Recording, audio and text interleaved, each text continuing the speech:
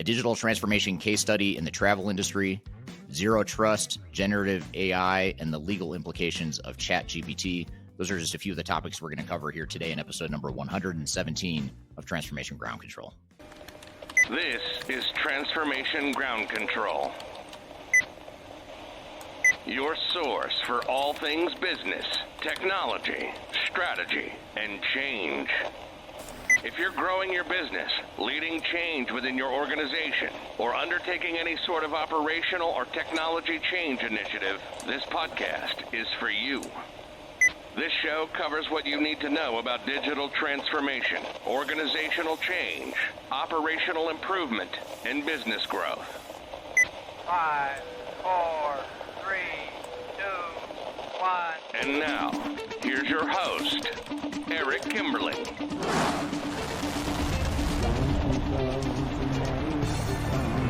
Hello, welcome to Transformation Ground Control, episode number 117. My name is Eric Kimberling, the CEO of Third Stage Consulting. We're an independent consulting firm that helps clients throughout the world reach their third stage of transformation success. And with me, as always, is Kyler Cheatham. Kyler, welcome back to the show. Thanks for having me. Excited to be here. Thanks for being here today. This is Transformation Ground Control, the podcast that has everything to do with digital transformation, including the people, process, strategy, aspects of change. We have new episodes every Wednesday on LinkedIn, YouTube, Facebook, and Twitter, as well as on audio podcast platforms such as Amazon, Apple Podcasts, Google, etc. So be sure to check us out every week. Great episode for you here today. We've got some opening questions we're going to get to, questions from the audience on social media. That's a new segment that we started a few weeks ago where we capture questions that people ask me on social media and we answer them here in real time on this podcast. And then after the Q&A session, we're going to get into a couple of hot topics in the digital transformation space. One is a case study of digital transformation in the travel industry. And then we're also going to talk about zero trust as well as generative AI, two of the tech trends and predictions for 2023. And we're going to relate that to a specific article that Kyler has for us here today.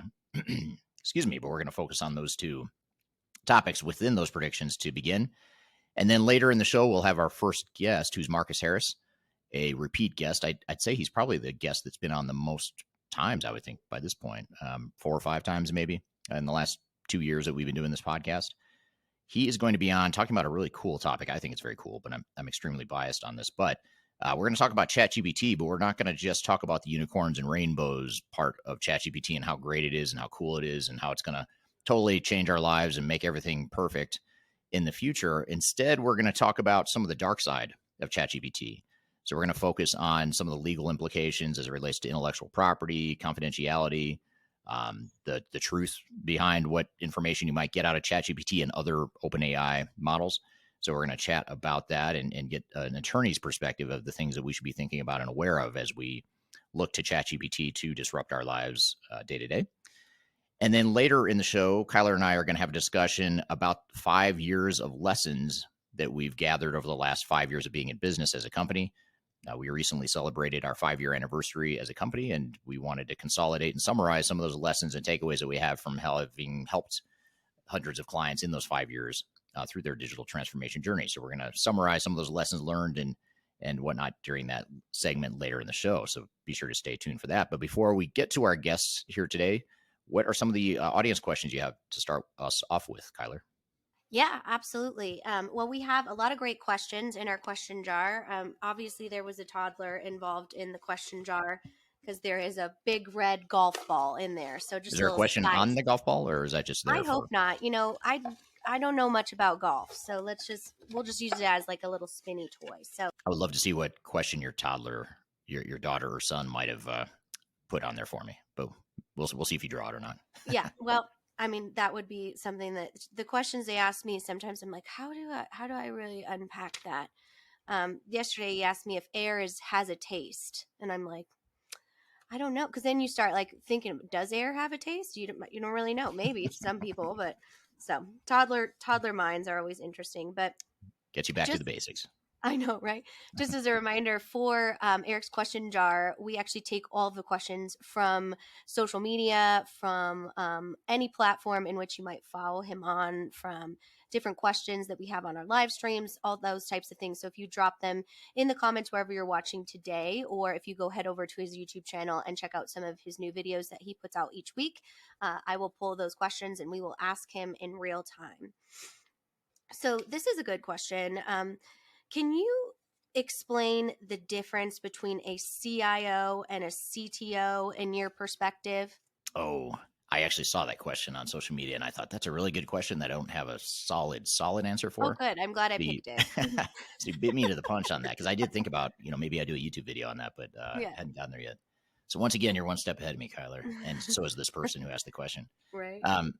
Generally speaking, I'd say that CIO is oftentimes a little bit more uh, holistic, I guess I'd say, in terms of their purview of what they manage and are responsible for within an organization. So typically, a CIO is going to be responsible for both maintaining these legacy systems and making sure that you're making incremental improvements to whatever systems you're currently using.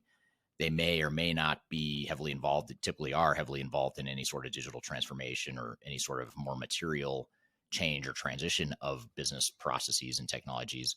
Whereas generally speaking, a chief technology officer is oftentimes more focused on sort of that future state visioning and execution of that vision of more not disruptive technologies, but more material changes to the technologies.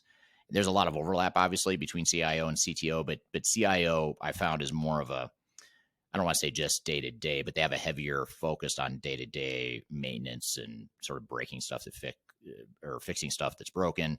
And certainly, if a transformation happens, they're involved with that as well. Whereas a CTO is often more focused on that. Now, that's just speaking from a non-tech organization. So if you're a manufacturing organization, whatever, that's the way it works. If you're a CTO at a software company, that's a lot different. That's more focused on sort of the vision of what that technology roadmap is going to look like and the sort of technologies you're going to develop for release to a customer base. So there's sort of like two types of CTOs, one being tech focused for a software company and the other one being more broad, that any big non-tech company might have as well. I'd say CTOs are becoming a little more in vogue. CIO, it's been around for a long time, that role, yeah. But CTOs are a little bit newer and more focused on the future state, typically. And some organizations will have both. They might have a CIO and the CTO reports to the CIO, or I've seen cases where you've got a CIO and CTO that report up to the CFO or the CEO. And in those cases where the CIO and CTO are peers, it's generally the CIO is more focused on maintaining the current state, and CTO ends up becoming a little bit more focused on that transition into the future. Yeah, it sounds like it kind of falls into that it depends, on the organization and the needs of the business and those types of different things. But definitely a good distinction there. All right, this is another great question. Is it fair to say system modernization is a service offered in digital transformation? It is, yes, I would agree with that. System modernization is one, call it potential angle or potential lens that you can view digital transformation through. But digital transformation is a little bit more broad than that, or there's more options when you just look at a more comprehensive digital transformation. It could certainly involve system modernization, or it could involve more material business process changes, organizational changes, and more of the true transformation side of things. In some ways, it's like slicing hairs, though, to talk about system modernization versus digital transformation. I personally think you could use those terms interchangeably, or just look at digital strategy, define what your digital strategy is, which may entail system modernization, or it could entail more of a broader transformation as well. So yeah, I would agree that it's a component within digital transformation, but it's not the only component. Exactly. Yeah. Like things like OCM and culture and all of those types of things go into the full digital transformation campaign. Yeah, absolutely. So, sorry, I'm stuck in the question jar. Should I assume that it is always best to go through pre-implementation planning phases prior to the software search even begins?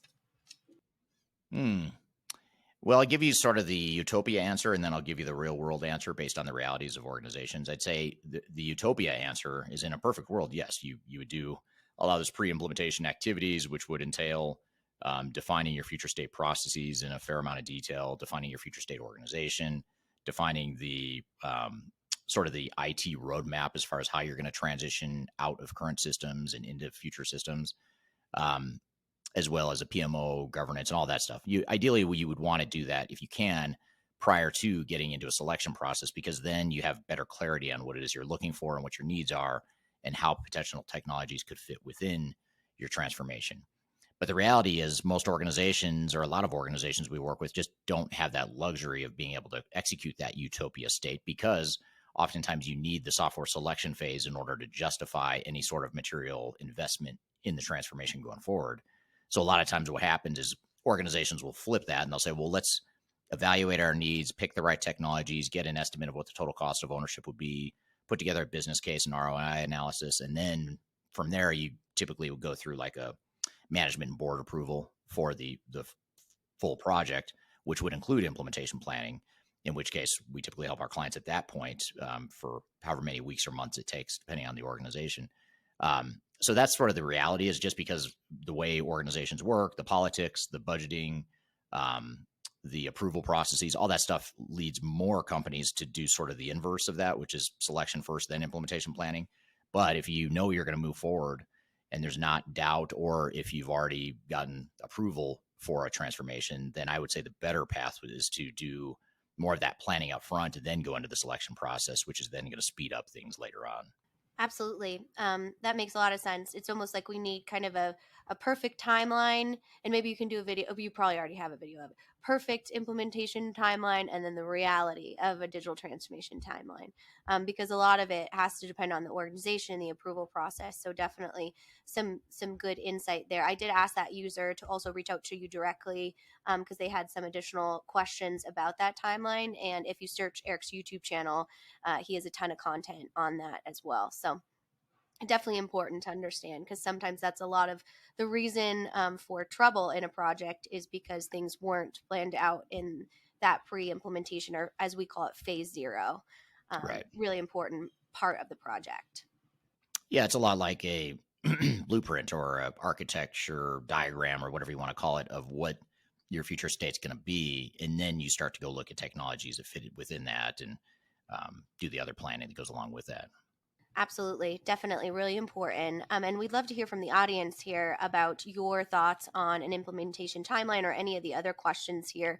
We get a lot of great dialogue in the comments, so feel free to drop a comment wherever you're watching today. But I've got a few hot topics we'll get to after the break, and we'll jump into your feedback on those as well. Yeah, that sounds great. And we'll come back and we'll get into a couple of these hot topics related to zero trust and generative AI versus the metaverse, or how generative AI has succeeded in ways that the metaverse has not so far. And then stay tuned beyond that, because later in the show, we'll have Marcus Harris on the show, who's going to get into some of the legal implications and data privacy implications of ChatGPT and other OpenAI models. So we'll sort of get to that dark side of ChatGPT. And then later in the show, Kyler and I will be back to have a conversation to chat about 5 years of digital transformation lessons, celebrating Third Stage's 5-year anniversary. So we'll kind of summarize some of the lessons learned from all the hundreds of transformations we've helped clients with throughout the world, and we'll try to summarize those in that segment later in the show. So we'll come back to these hot topics here in just a moment, but first we'll take a quick break. You're listening to Transformation Ground Control. Just tell me what you've got to say. Tell me, I've been waiting for so long to hear. If you are aiming for transformation success, turn to Third Stage Consulting Group. Third Stage's independent and technology-agnostic consulting team helps clients define their digital strategies, define their roadmaps, and manage their transformations. With offices in the US, Europe, and Australia, our team helps the world's most forward-thinking organizations through their transformation pitfalls and risks. If you are embarking on a digital transformation or business change initiative, contact Third Stage Consulting to see how we can help you reach the third stage of transformation success. Learn more about us and download independent reports, videos, and other best practices at thirdstageconsulting.com.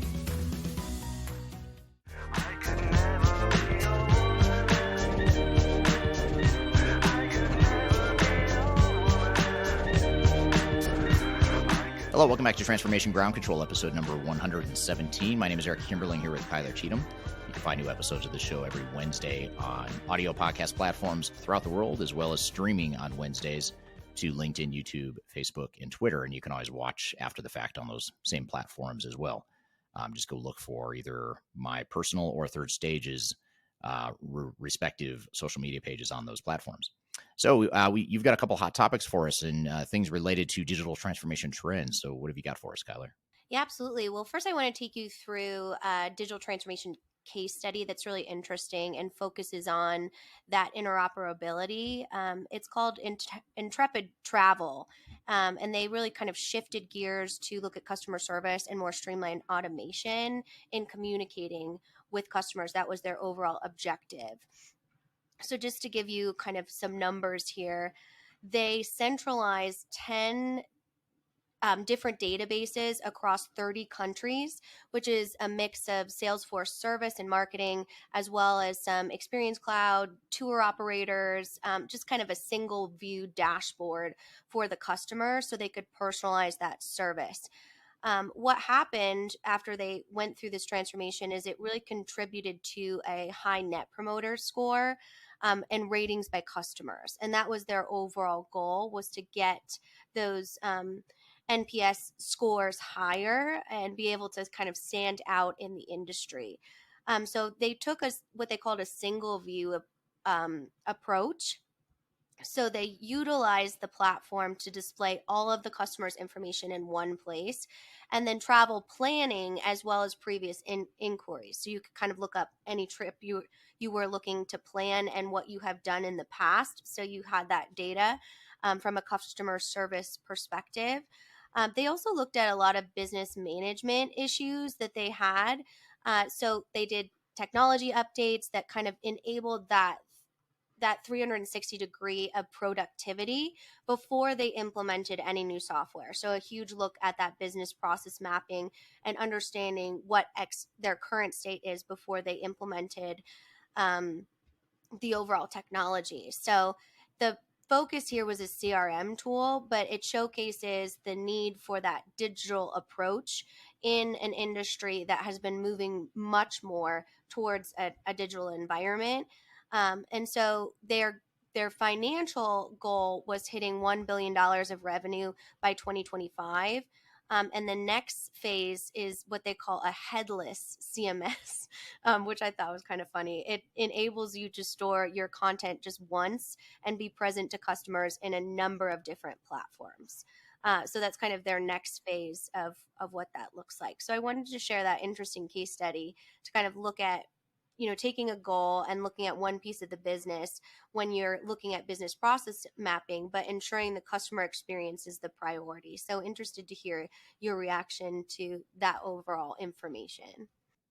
Well, I love examples and case studies like that because it demonstrates and gives us something to refer to on how an organization can get creative with how they use technology to change their business model, change their customer experience, and really give themselves a competitive advantage.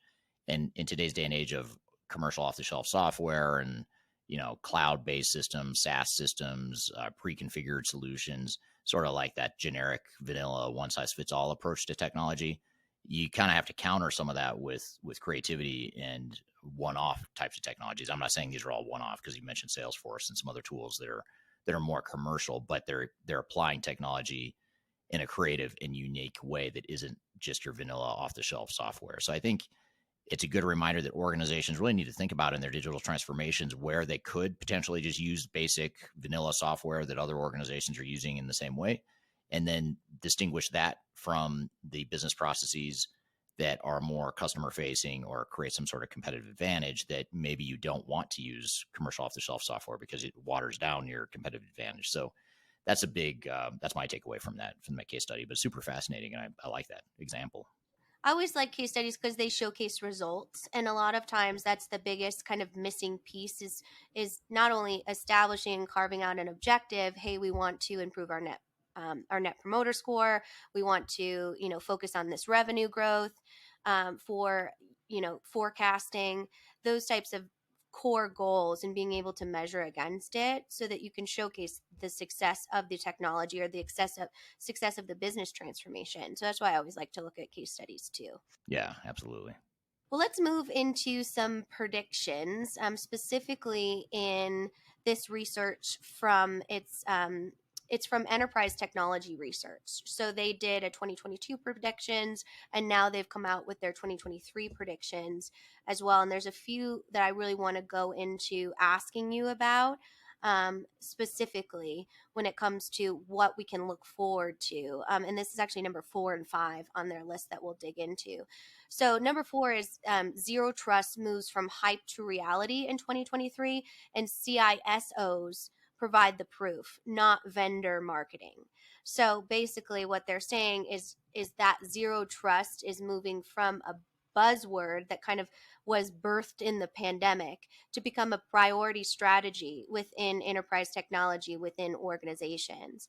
And they get this information from a survey that they sent to CISOs to qualify kind of that zero trust adoption as evidence to whether the prediction actually will come true or not. And according to that data, that's something that they've really embedded in their operating model, is that zero trust and that internalization of not only independent and technology agnostic services and consulting services like we do here at Third Stage, but also from a data management and cybersecurity standpoint. Oh, interesting. I personally was not aware of the zero trust buzzword or Which is concept. so funny because, like, if anyone should be aware of it, it should be us. But we Yeah, weren't clued into that one. I mean, I knew cybersecurity, and I know cybersecurity is and continues to be a massive problem and opportunity for organizations, especially the pandemic. But I just hadn't heard that term zero trust, so that's interesting. And to hear it applied in a new way or sort of evolve beyond its original meaning. Absolutely. And really, their data said it really comes from the board of directors that are beginning to really understand and kind of redefine as they move from hardware security towards kind of software defined security. Obviously, the movement to SaaS and the cloud is huge for that. And then also the hybrid work has been a key driver of understanding how kind of zero trust aligns with hybrid work environments from a technology standpoint, not from an employee culture standpoint. Yeah, yeah, very interesting. Well, let's talk about number 5 because I know you plan to have a conversation with Marcus around things like generative AI, specifically ChatGPT. So their argument here is that generative AI hits where the metaverse missed. So this data is meaning the first time we saw ChatGPT or OpenAI or those sources, it actually produced data as opposed to producing a concept that the metaverse seemed to be more of. And so this survey they sent around OpenAI, surpassing, the metaverse, is about a 52% positive sentiment score. So there's a lot of thoughts or perception in the marketplace that is kind of the new enterprise tech, and that metaverse doesn't have the same business case that OpenAI or something like ChatGPT does in an organization. Yeah, I could see. That's really interesting. I hadn't really put the two together or compared the two in that way. But a couple of thoughts come to mind is that, first of all, ChatGPT is fascinating to me, not only because of the underlying technology and what it can do, but just the way it's caught on like wildfire, throughout the world in terms of just at the consumer level, individuals, not even just organizations, but mostly individuals that are deciding to use and embrace this new technology. Whereas the metaverse seems to have a lot higher barriers to entry. It's not quite as it's not quite as accessible, and it's a little bit more complicated in my opinion. So I could see why AI models or open AI types of platforms are catching on so quickly. But it makes me wonder about people like Mark Zuckerberg and Facebook, who like just named their whole company after Meta, doubled down on metaverse, and like, oops, was that a mistake? Which I always wondered if it was even before AI came around. But now you really start to wonder if, does AI sort of take the place that metaverse could have taken, especially in enterprise situations. We've had some conversations on here about how organizations are starting to use the metaverse. I know you've brought up hot topics in the past around, some case studies of how larger organizations are using the metaverse to help with design and collaboration and things like that. But do you need the metaverse to do that, or is that something else that generative AI models could do? I don't know the answer to that. I have a hypothesis that you probably could do that and probably do it better and faster and easier in an OpenAI sort of platform. But I guess we'll see over time. So that's super interesting. Yeah, and this research actually follows the investment, which I think is interesting, the actual capital behind where are those investors going. You saw a lot of people, like you mentioned, invest all in the metaverse. However, now it's really shift, and investors call AI really recession proof, and have moved more of their money, specifically Microsoft, as we've seen their recent investments in OpenAI, are kind of a showcase of where that trend might be shifting. Yeah. Yeah, for sure. And so many vendors are getting into it now with obviously, Microsoft, Google, OpenAI itself, as a standalone company, but it's taking investments from some of these other tech companies. Elon Musk has his own platform that he's investing in. So super interesting to see just all the competitors and the different options that are coming along. And it'll be curious to see where things stand when the dust settles. I don't think we're anywhere close to really knowing who the leading contender or what the mainstream option is going to be. It might be ChatGPT, but based on history and experience, usually the pioneer or the first mover in a disruptive field like this isn't going to be the one that's standing at the end of it all. Usually someone will come along and do things better and faster and in a more sustainable way. So we'll see if that's the case here too. Absolutely. Well, lots of opportunity, but also lots of considerations as you will go into and unpack with Marcus here. So I know I'm excited for that conversation for sure. Yeah, it should be a great one. And for all the talk about ChatGPT and all the hype behind it, I guess our goal is to not necessarily be a buzzkill or a downer on the whole thread, but certainly embrace and recognize the opportunities that come along with OpenAI, ChatGPT, Bard, DALL-E, whatever AI platform of choice you want to insert here. But we want to talk about just some of the legal implications, the data privacy issues, and really just the dark side of ChatGPT and OpenAI. That's really our goal here, is because our philosophy as a company, and certainly on this podcast, is to look at the good, the bad, and the ugly of any trend or any technology or any approach that you might take. And it's easy to think that something like ChatGPT only has upside, but there's significant downside, and that's what we want to get into. And I thought it'd be great to have a attorney's perspective on that. So we thought we'd have our go-to attorney for stuff like this, who's a software attorney and IP intellectual property attorney, Marcus Harris from Taft Law. He's a repeat guest on the show. We're going to have him on to talk about all that stuff. But first, we'll take a quick break. You're listening to Transformation Ground Control.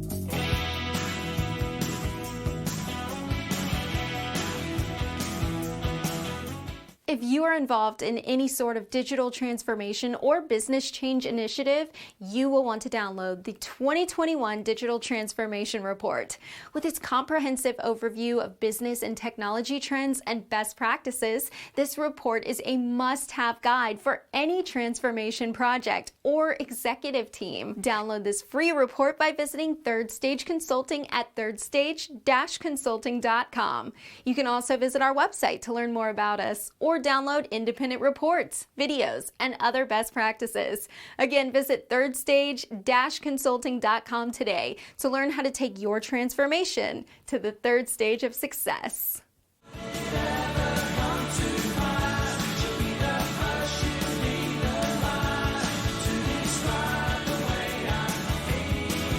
Hello, welcome back to Transformation Ground Control, episode number 117. My name is Eric Kimberling, here with Kyler Cheatham. You can find new episodes of this show every Wednesday on YouTube, LinkedIn, Facebook, and Twitter, where it streams every Wednesday.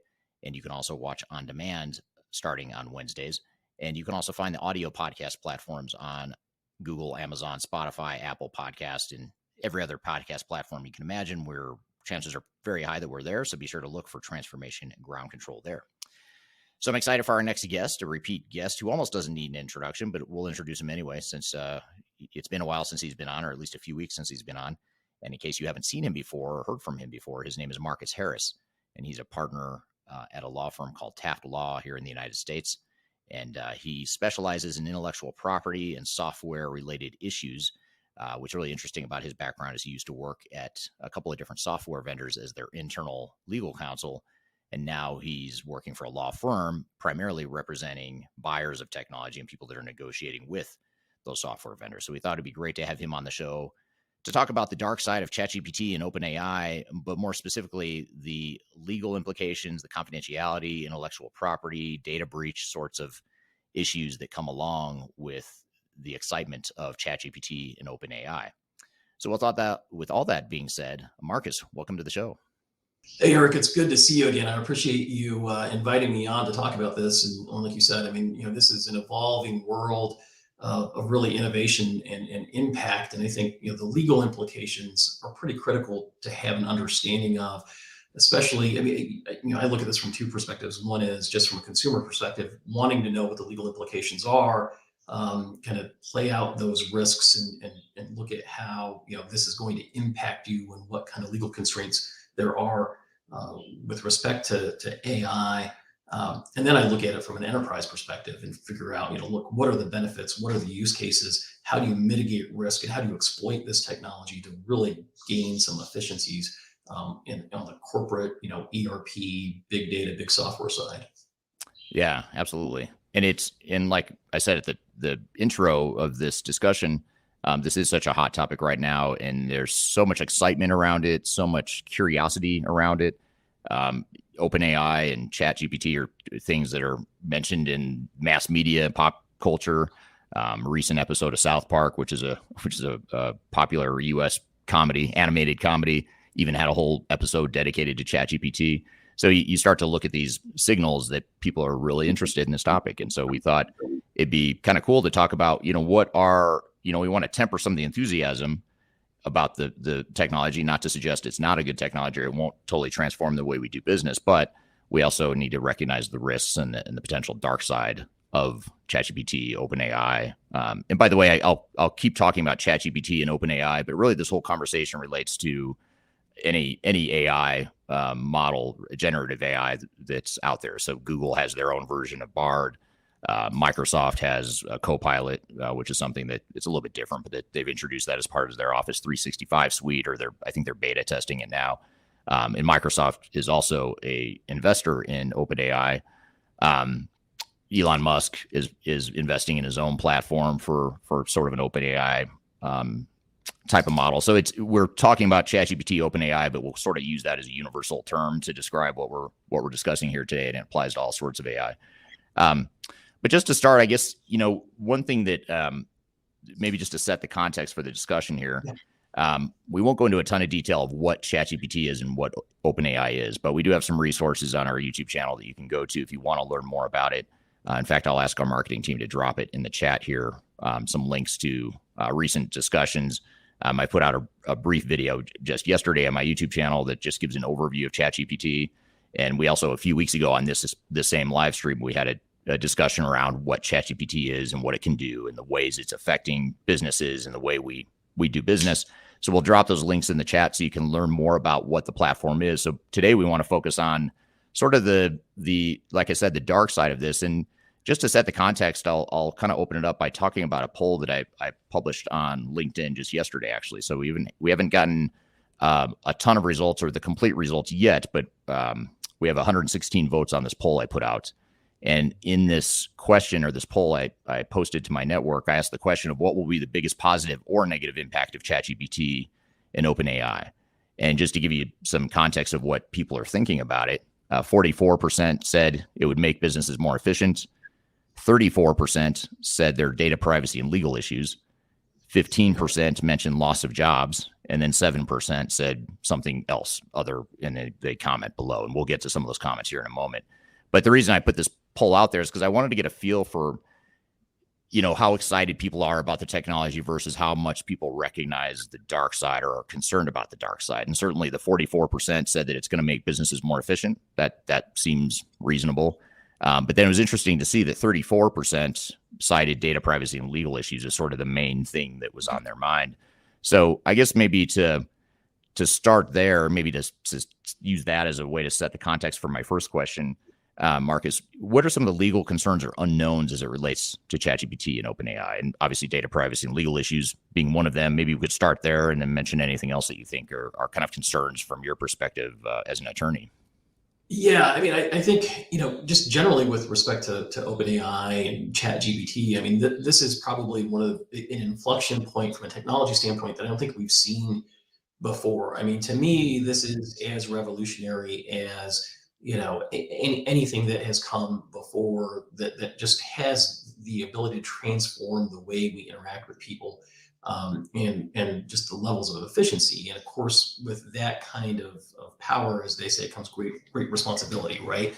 And one of the concerns that I have, if we're going to talk about the dark side, and I do want to talk about some of the efficiencies and some of the positive things about this, because I think they're enormous. But one of the issues with legal regulation and the law as it applies to technology has always been the fact that technology is always 3 to 4 steps ahead of where existing laws and regulations and any kind of regulatory framework exists. So we're always in a scenario where we are catching up. And I think one of the fundamental issues from a legal perspective, and there's so many, okay? I mean, we can talk about this for hours, but one of the things that is problematic is these tools, these systems are being trained on a corpus of text, of speech, of data, and you don't have necessarily an understanding of what is made up of that body of information. Where are they getting it, for example? Okay, and I think that creates a fundamental risk and a fundamental problem for a variety of reasons. One is, what is the accuracy or the reliability of the output?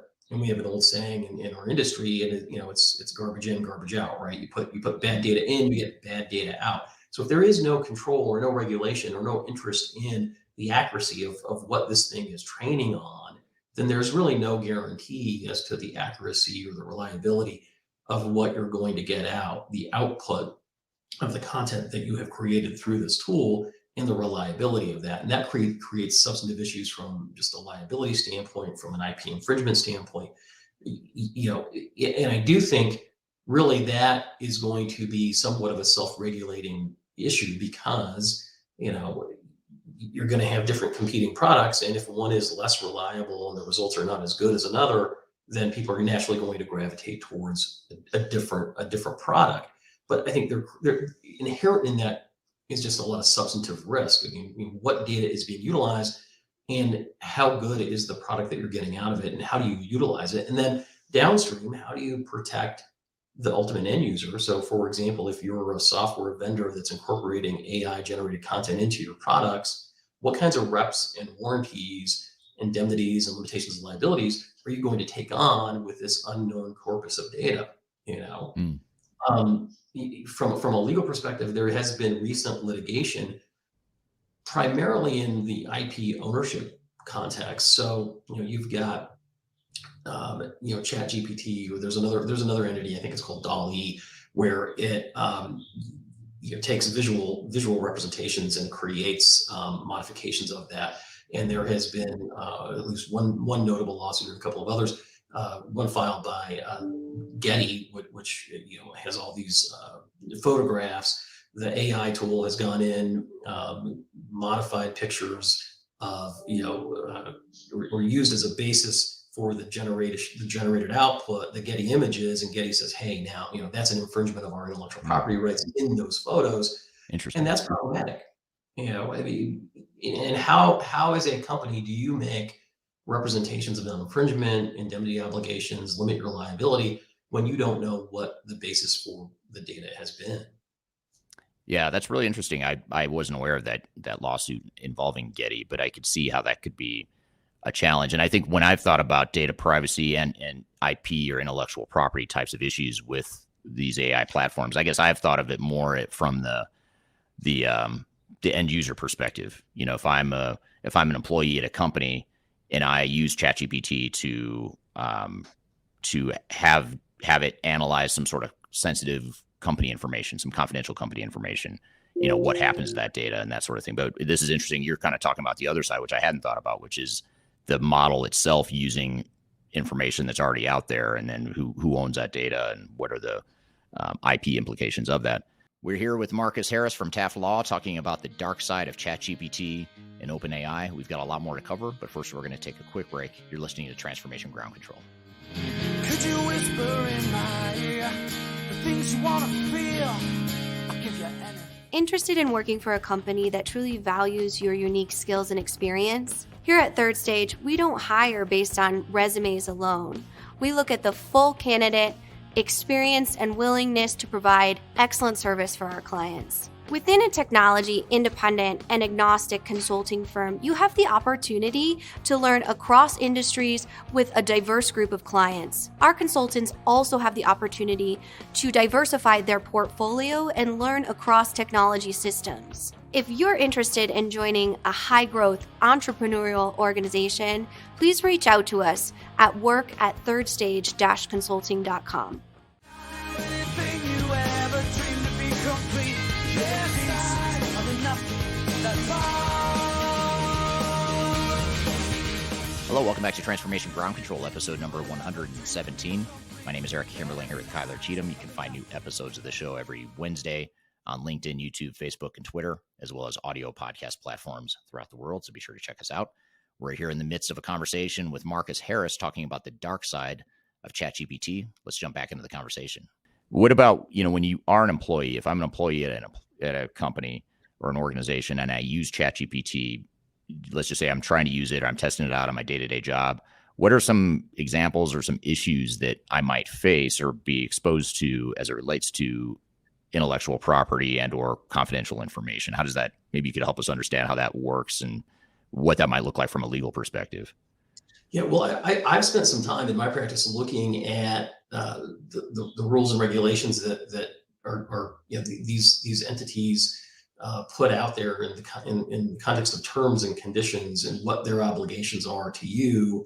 And there aren't a lot of them, to be quite honest with you. I mean, they do a very good job at saying, hey, whatever you give to us is not going to necessarily be treated as confidential material. And we are going to be able to use that material in order to, iterate our product to make it better. So essentially, whatever you are putting into the AI tool that you're using, you have to make an assumption that it is not going to be treated with any kind of confidentiality. It's not going to be treated as a trade secret. It's going to be open and available to the world. And in fact, Samsung, I think just in the last couple of weeks, had a ChatGPT issue where somebody at Samsung disclosed some proprietary or confidential information via ChatGPT. I think that's a huge concern because they don't take responsibility, ChatGPT or any of these OpenAI platforms. When you're uploading your input into them, it's the Wild West essentially. You should have no expectation of privacy, confidentiality, or really very much recourse to get that information back. And I think that's a huge risk for any company. And you can't have, some guy in a cube on the other side of the world, trying to do a more efficient job. But then, having ChatGPT, for example, generate substantive pieces of code and then incorporating that code into your generally available product, those create substantive issues of liability, infringement, and exposure for enterprise customers and enterprise vendors. Yeah, that's really interesting. What about, this just occurred to me as you're talking there, Marcus. It kind of reminds me a little bit of the early 2000s when Napster was becoming a thing. And those of you watching or listening that don't remember Napster, it was a platform that was developed that basically allowed you to share music. And it became an issue because obviously there were copyright issues and bands like Metallica. I remember Metallica being kind of leading the charge on this, but Metallica sued Napster because they were creating this platform that allowed people to essentially steal their music, and they weren't getting money for what was rightfully theirs. And ultimately, over time, they sort of won that fight. They won that battle, and Napster is no longer around, I don't think, or maybe they've been wrapped into some other company, but they're not as relevant as they were at one point 20 years ago. But they're sort of a flash in the pan. They sort of came and went because of some of those issues. I don't know that it's necessarily the same thing, or from a legal perspective, it's the same kind of issue, but are these AI platforms or vendors, are they at risk because they're providing a platform that exposes potential confidential information and shares that confidential information? Or is it just sort of like we and organizations as users of that tool, it's just a risk that we just have to deal with? What are your thoughts on that, or how do we balance I think that? it's really both. I mean, I think from the platform's perspective, like I said, they've got these pretty robust terms of use that have been generated by teams of attorneys that really do mitigate their liability and their risk of lawsuits and recourse.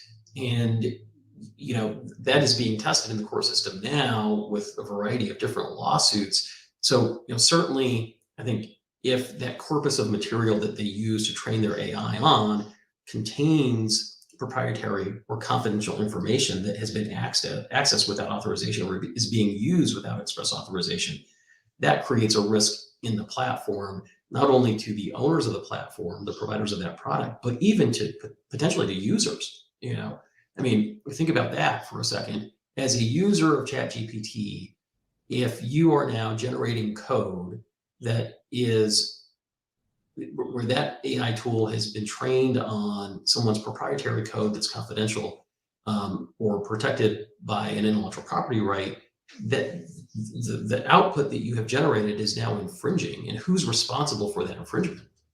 The AI provider attempts to wash their hands of it, and we'll see how successful they are in doing that as these court cases move on. But then what is your liability as the person that generated that code? I mean, the AI provider is going to point at you and say, well, you represented that you had the right to do what you did. You put input in. You're responsible for what comes out. That's not necessarily true. So, I mean, we're at the vanguard of a lot of these legal issues, and it's super, super interesting.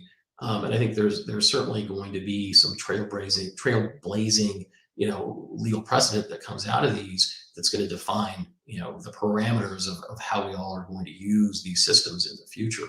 So, some of the other issues associated with this too are, I mean, if who owns this output is another fundamental question that really has been clarified, at least to some extent, by the Copyright Office in the last month or so. And the Copyright Office came down on this by saying, if you are inputting information and the output really has no human interaction or control or discretion, that is not protectable from a copyright perspective. It's not protectable intellectual property here at the Copyright Office. So, if you were to go in and say, okay, well, let's do a new painting in the style of Van Gogh and Monet, and now you want to apply for copyright protection, the Copyright Office is going to ask you certain questions about it. And if there is no human interaction or human control over what has come out, they're going to reject it from a protection standpoint, which is in contrast, and this is their example, a graphic novel that has text that is generated by a person, or maybe partially generated by an AI tool, but then edited and vetted and modified by a person with AI images that are generated by AI. There's going to be copyrightable elements to that, and that work would be protectable. Maybe not every element of that work. So, they're coming down with clarity, certainly at the Copyright Office, and providing guidance to consumers and courts as to what is protectable and what is not. Yeah, that's fascinating. I was not aware of that the Copyright Office of the U.S. government is already providing those parameters. And it leads me to another question here, which is that, you see a lot of governments throughout the world, as you just described in the U.S., the governments are responding fairly quickly. I mean, as fast as governments can move, I suppose. They're responding quickly to this threat or the uncertainty around ChatGPT and OpenAI. In fact, some countries like Italy, for example, just a couple of weeks ago, completely banned ChatGPT and said it's just a platform that it isn't legal in their country. And then I think China just recently, a few days ago, did something similar. So governments, in some cases, are taking more extreme measures and just sort of trying to shut it down or trying to completely control or limit the exposure. I know this is totally, as an attorney, you probably hate this question because I'm asking you to predict the future in a world of uncertainty. But what do you think that'll continue? That trend will continue with U.S. or with global governments getting more and more involved in trying to regulate it, similar to what they're doing right now with cryptocurrency and other things that could be perceived as threats to the sort of the status quo. Do you think that'll continue, or what would your prediction be on that front? I would expect it to continue in certain jurisdictions. And I think for me, that really is the wrong approach, because I think, just outright banning something without fully realizing the benefits of it, there's a real risk in that your technology industry is going to be left behind. And, once you let the genie out of the bottle, so to speak, you can't really put it back in. And, these things don't necessarily have borders, right? I mean, if you've got, ChatGPT that's generally available, people are going to find a way to use it. And certainly if it's providing efficiencies and benefits, from a profitability standpoint, people are going to be clamoring to get their hands on it. And I think the right approach is regulation and, developing a legal framework that is going to mitigate whatever perceived risks are associated with this. And I think they're right certainly in being concerned, and know whether we need what we call sui generis protection, which is kind of a bespoke brand new type of compliance system for this, or if we can leverage existing laws. I don't know, maybe there's a mix of both. Maybe some bespoke regulations need to be put in place to govern whatever concerns there are with OpenAI, but I certainly think that a framework that has existed, in law can be applied to this in a substantive way to mitigate risk. But certainly, I mean, you look at implications with respect to banking and healthcare, those are enormous implications, right? I mean, you've got, faulty data that's got biases in it. You've got inaccurate data. I mean, you're talking about, people losing their lives, and you've got, financial crises that could be perpetuated through AI issues. So, I mean, the risks are certainly enormous. And, we talked about, accuracy of the data earlier, who's responsible essentially for policing that, and who is making sure that, the data that is put in is accurate and the output is reliable. There are no, as far as I know, and I could be wrong, and I'm sure somebody here in the chat can correct me, as far as I know, there are no, systematic regulations to make that are applicable to AI. And I think what that means then is, from an administrative standpoint, and this is administratively burdensome, but as users, particularly in the corporate context, you've got to regularly assess whether that data is accurate. If you need to know, what type of corpus is being utilized with that particular product that you're using. I mean, is it a private data system? Are they just going out on the internet and scraping data that's generally available? That's going to be problematic from a liability standpoint, potentially. And you need to know that. You have to have an understanding of what those risks are.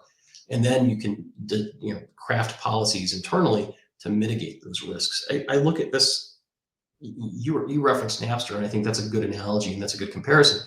I look at this almost from kind of an open source context, right? I mean, what are the risks to your enterprise from open source software, and what kind of a program have you put in place to minimize the risks associated with the liability that can be caused by open source software? It's kind of similar in some ways when you're looking at, unfettered use by your employees and consultants of OpenAI tools to make them more efficient. How are you going to moderate that? How are you going to mitigate the risks? What policies and regulations as an organization are you going to put in place to govern that kind of thing? Yeah, you mentioned a couple things there I want to come back to in a second with follow-up questions. One is what you just said about policies you might put in place as an organization. I'll ask that later in the discussion here today. Maybe we'll dive into that. We're here with Marcus Harris from Taft Law, talking about the dark side of ChatGPT and OpenAI. We've got a lot more to cover, but first we're going to take a quick break. You're listening to Transformation Ground Control.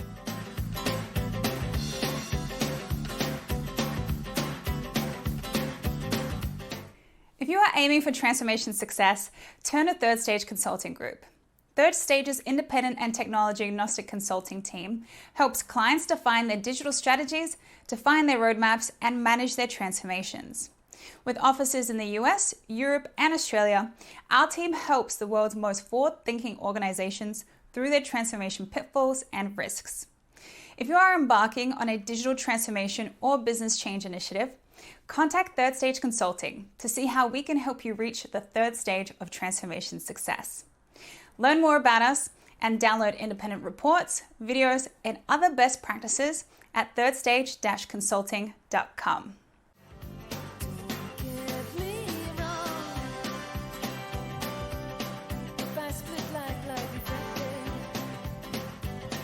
Hello, welcome back to Transformation Ground Control, episode number 117. My name is Eric Kimberling here with Kyler Cheatham. You can find new episodes of the show every Wednesday on LinkedIn, YouTube, Facebook, and Twitter, as well as audio podcast platforms throughout the world, so be sure to check us out. We're here in the midst of a conversation with Marcus Harris talking about the dark side of ChatGPT. Let's jump back into the conversation. One of the questions we have here on LinkedIn would be, it just came in on LinkedIn. It was sort of related to what you were talking about a second ago, Marcus. I just need to find it and Imal says, is Marcus comfortable speculating on the kinds of legislation we're likely to see for patenting AI generated IP? You were sort of talking about that a minute ago as far as what the U.S. Copyright Office is doing. Do you have any other thoughts beyond that? I know you're not an attorney, a global attorney. Your focus is obviously in U.S. law or U.S. based law. But what are your thoughts on that? Anything else you would add to that thread?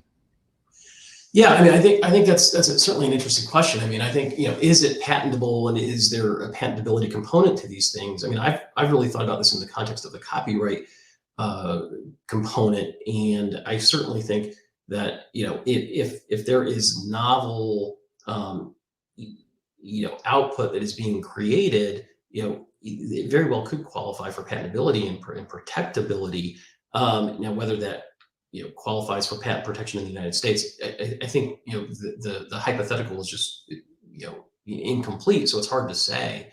So I talked about something that lawyers call sui generis protection earlier, and we may get to a point where you've got machines using machines to create innovative technology, and there may need to be some sort of a program put in place to protect that doesn't really rely on this component that the Copyright Office requires, which is this human intervention and human component to it. So I could definitely see legislation that would expand or clarify the patentability of technology that's being developed through OpenAI sources. So I think that could be something that comes down the pike. But like I said, it's really hard to say, without having specific models and things like that. But it's a real interesting question. Yeah, for sure. Here's another comment. I'm actually going to pull this comment off of my LinkedIn poll that I mentioned earlier, the poll where I asked, what the biggest positive or negative impact of ChatGPT and OpenAI would be. And in this thread, one person, Jonathan on LinkedIn, chose other. And then when you choose other, I ask people to put in the comments what they think the real issues are. And I'm going to read this comment, even though it's a bit longer. I'll try to condense it a bit here, but it brings up a really good question and something that I don't know that a lot of people have really thought about. Just like a lot of people haven't really thought about the confidentiality and IP issues with ChatGPT. But what Jonathan says in response to the poll is the items you have on the list don't even begin to understand the complexity of issues we face. What about faking people with fake explosive messages, fake videos, propaganda, disinformation, irresponsible know-how, like kids gaining dangerous chemistry know-how, or the floodgates of security threats and exploits by generated code? He goes on to just list a bunch of things that you could use AI for, persuading people into scams, fake family members calling you for cash. You can't tell that that's not a family member. I know internally at Third Stage, we, just like a lot of companies, we get a lot of phishing scams or attempted phishing scams. And could someone replicate me and create my face or voice and make it sound like I'm saying, hey, Marcus, I need you to wire me $1 million right now.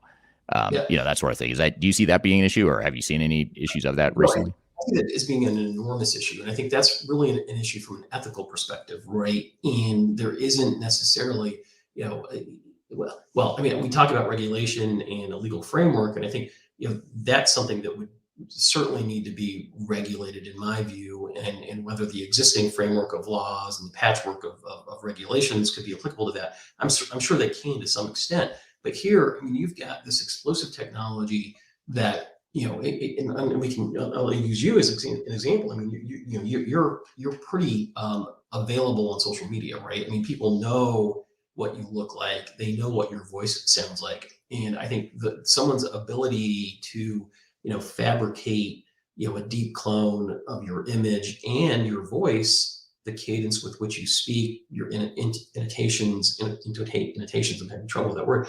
I think that would be pretty easy for one of these OpenAI platforms to replicate, and then all of a sudden, we've got or this deep fake version of you calling somebody, asking them for money, or whatever it is. I mean, I think the ability to clone your voice, mimic speech, cadence, tones. It's really off the charts. And if you look at how a lot of those interactions have taken place from a commercial standpoint to date, I mean, you go onto a website and there's a chat bot that interacts with you, and it's this kind of halting stop and start interaction. That's all going to change fundamentally. And there's the ability to use that for a nefarious purpose, which is the deep fake fraudulent schemes, causing havoc in financial markets, political crises. But then you look at something as innocuous as Expedia.com, who just integrated a ChatGPT API into their website, where you can just go online and say, hey, look, I want to go to Puerto Rico for the weekend. Can you tell me, what flights are going there and what the price range is? And it just tells you like a normal person. I mean, that's some of the positive, efficient uses of it. But the flip side of that is pretty dark, and pretty scary. Yeah. And for a real life example of the power of how someone could potentially use this technology in the nefarious ways you're describing, Marcus, I would invite everyone who is listening in, if you're on TikTok and you haven't already, go check out an account on there called Deep Tom Cruise. And and I've mentioned it before on this podcast, it's a fascinating account. It's actually pretty funny. But it's apparently a software, facial recognition and facial AI, regenerative AI sort of software company that Tom Cruise is somehow involved with. He actually invests in it, or he has an equity stake in the company, from what I understand. So he gave them permission to create this account called Deep Tom Cruise. And it's sort of like a younger version of Tom Cruise, maybe 20 or 30 years ago. It kind of looks like maybe he was in his 30s, or what he looked like 20 years ago. Even though he still kind of looks the same, which is irritating as a middle-aged man. But if you go to this account, you cannot tell, or I cannot tell, that it's not him. And if you watch all the videos, they're pretty funny. It looks, his mannerisms, to your point, Marcus, the mannerisms are just like him. He's kind of quirky in the way he talks, and his personality is a little quirky. He's pretty funny in the video, but you cannot tell. I mean, I try really hard to notice some sort of deficiency or inconsistency, and you cannot tell. His voice, his mannerisms, his look, his everything. So I think if you go to that, you look at that, it's fascinating, but also kind of freaky, because I fell for it. When I first saw it, I thought it was Tom Cruise, and you could see someone using that to your advantage.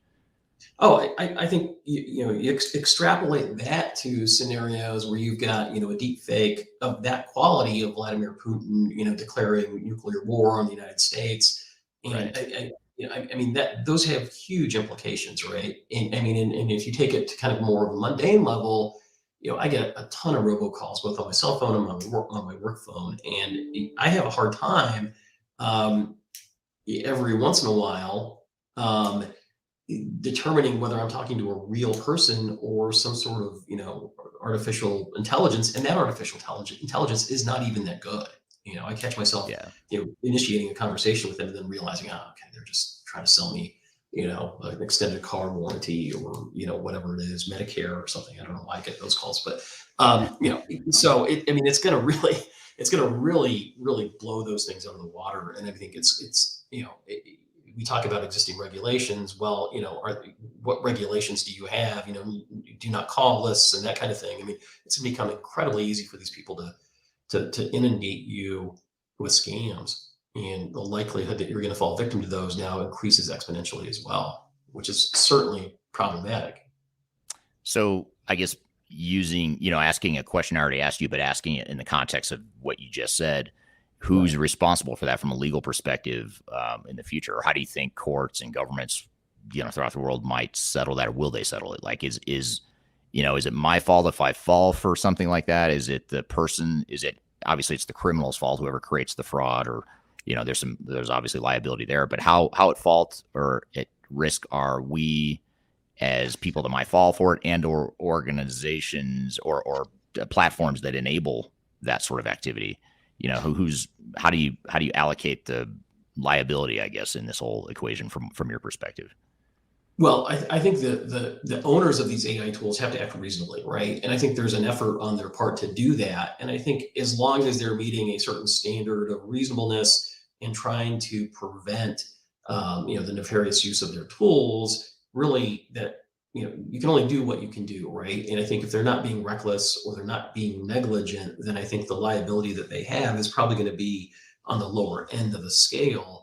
I think what you're going to get into a situation where there's a vulnerability in the AI platform that someone is able to exploit, kind of like a hack, and now starts to create something that can be utilized in a bad way. But then you're always going to have a situation where you're going to have criminal organizations or people with ill intent in developing technology that's substantively similar and just as good, that's going to be focused on fraudulent activity. And how do you regulate that? I mean, you can't regulate the criminals from not being criminals, right? I mean, you can have laws that hold them liable and criminally responsible for those things. But certainly, I think you've seen these efforts. I was watching a YouTube video the other day where someone was using, I think it was ChatGPT, and they asked it how to make a bomb, and that's against one of its parameters of use, and it said, "Hey, I can't tell you that. Sorry." So Right. they're putting those kinds of safeguards into the system, but there are certainly I think workarounds, and criminals are certainly creative, and they're going to get around those types of things, and they're going to put those in place, certainly. Yeah, and you sort of allude to something that we started to talk about earlier, which is the inputs into these AI models and who's the arbitrator of truth. And I look to social media right now and the way governments throughout the world, including the U.S. government, where you and I are based, the U.S. government has, in my opinion, sort of overreached on its moderation of discussion and speech on social media. And that's just my personal opinion. I don't want to open a can of worms for people that might agree or disagree with me on that, but that's my personal opinion.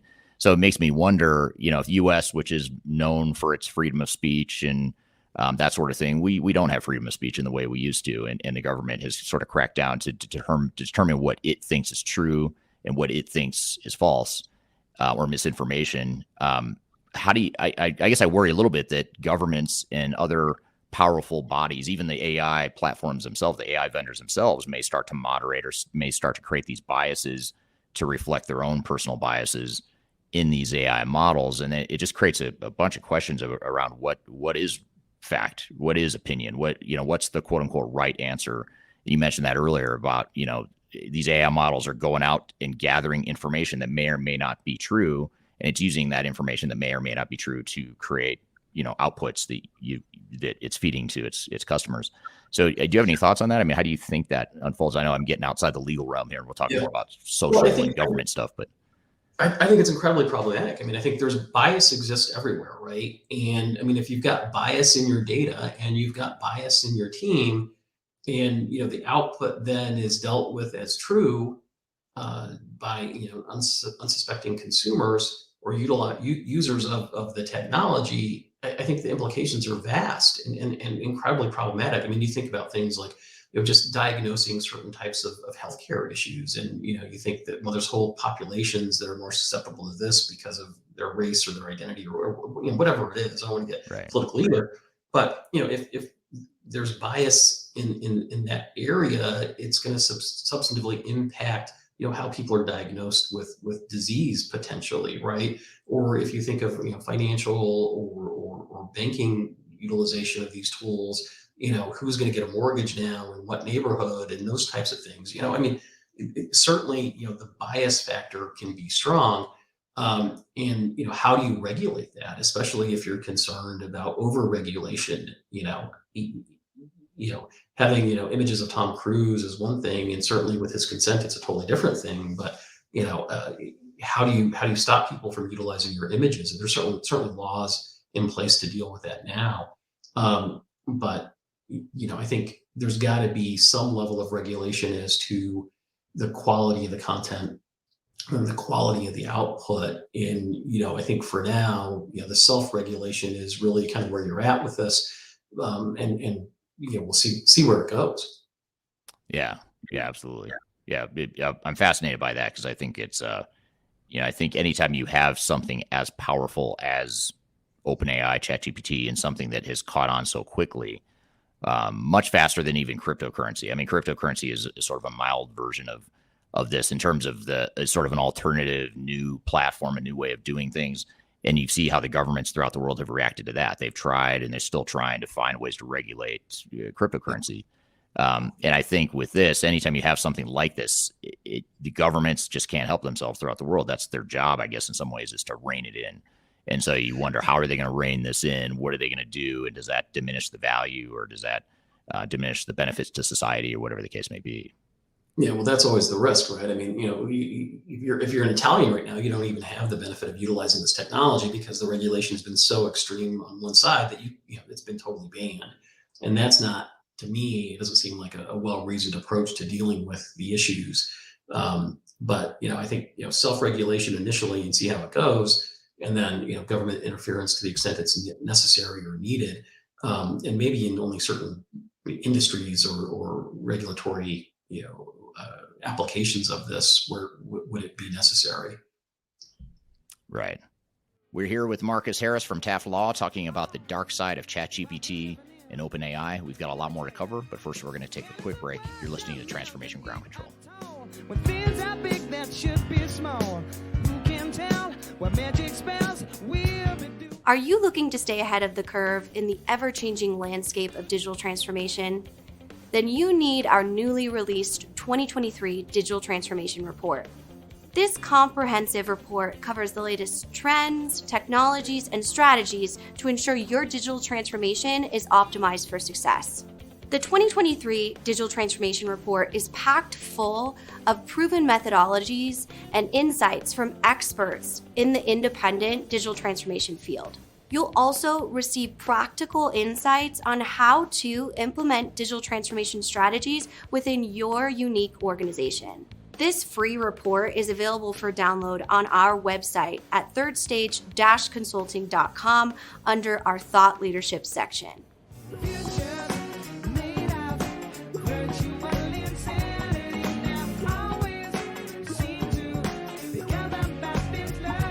Hello, welcome back to Transformation Ground Control, episode number 117. My name is Eric Kimberling, here with Kyler Cheatham. You can find new episodes of the show every Wednesday on LinkedIn, YouTube, Facebook, and Twitter, as well as audio podcast platforms throughout the world, so be sure to check us out. We're here in the midst of a conversation with Marcus Harris talking about the dark side of ChatGPT. Let's jump back into the conversation. So here's a follow-up comment to one of your comments earlier, Marcus. This is from Frederick on LinkedIn. Frederick says, looks like Samsung found out by an internal audit that people had done an infringement. ChatGPT didn't go out and post a Twitter post with the information. So in other words, ChatGPT didn't expose that information necessarily or make it public, but the internal audit exposed the fact that people had shared that confidential information. It doesn't change the fact that now that confidential information is part of the OpenAI data set, the data model, and it could be used. Obviously, ChatGPT is not going to go post that information on Twitter, but it is information now that was confidential. It might have been intellectual property that is now part of the OpenAI model. I think that's an important point there. Yeah, I think it's an important point too. It wasn't a data breach necessarily, right? I mean, it wasn't as if data had been exposed on the internet in an open and conspicuous way, though it had been exposed kind of within the corpus of this data set and is being utilized potentially by all the users of ChatGPT now. And what is being exposed and what's not being exposed, and how detrimental is it to Samsung in reality is hard to say. But it can't be a positive thing in any way, shape, or form, right? I mean, and this is why I think we talk about government regulation and then self-regulation of these tools, the owners of these tools.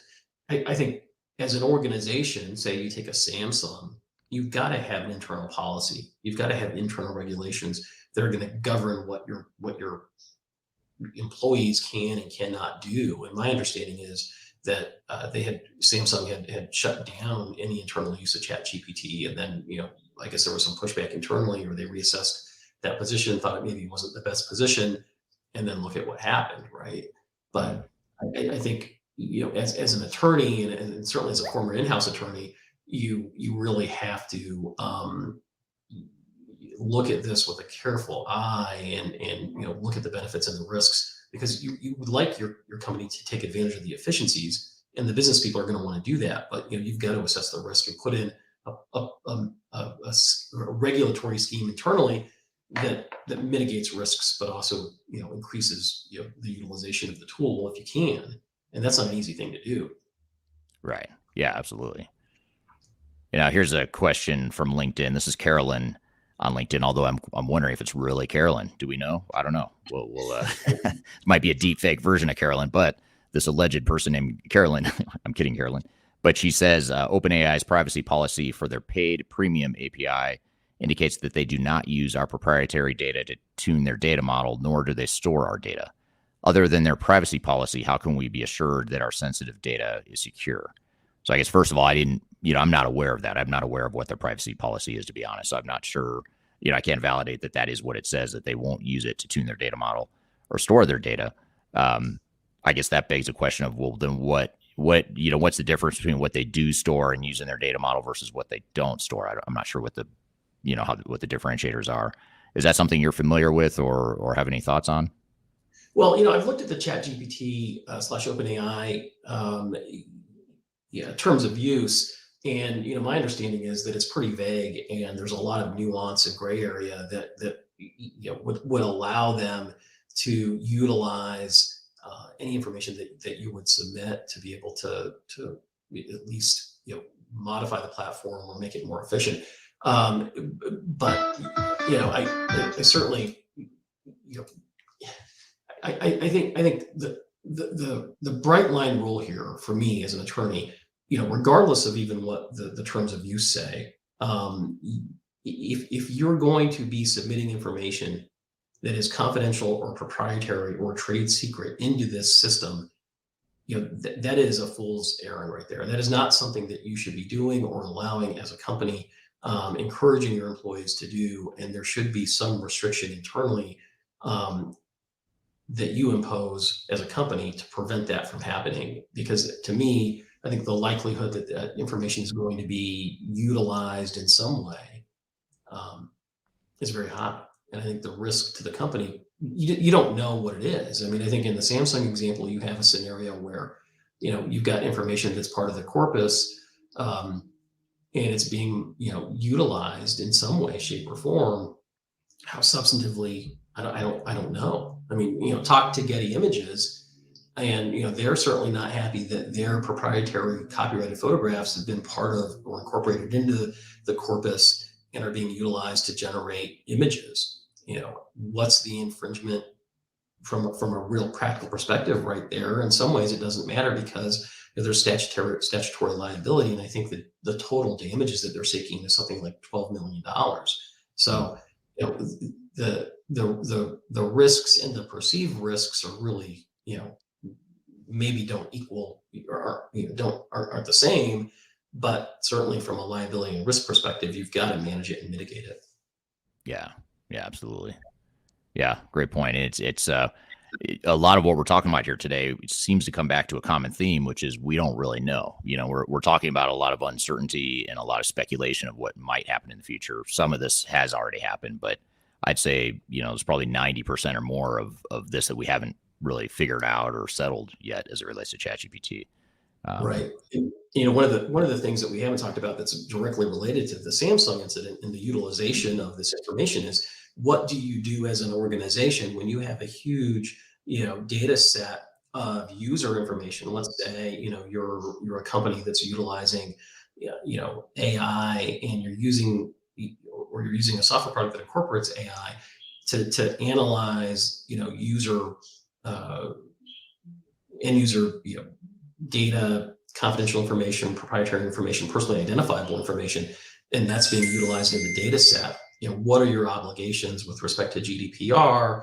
Some of the other privacy regulations, and what are your, not only what are your responsibilities, but what are your liabilities with respect to doing that? And certainly, I think GDPR, would say that you've got to be transparent and you've got to get consent, and you need to certainly let people know if there's an automated decision making with respect to their personally identifiable information.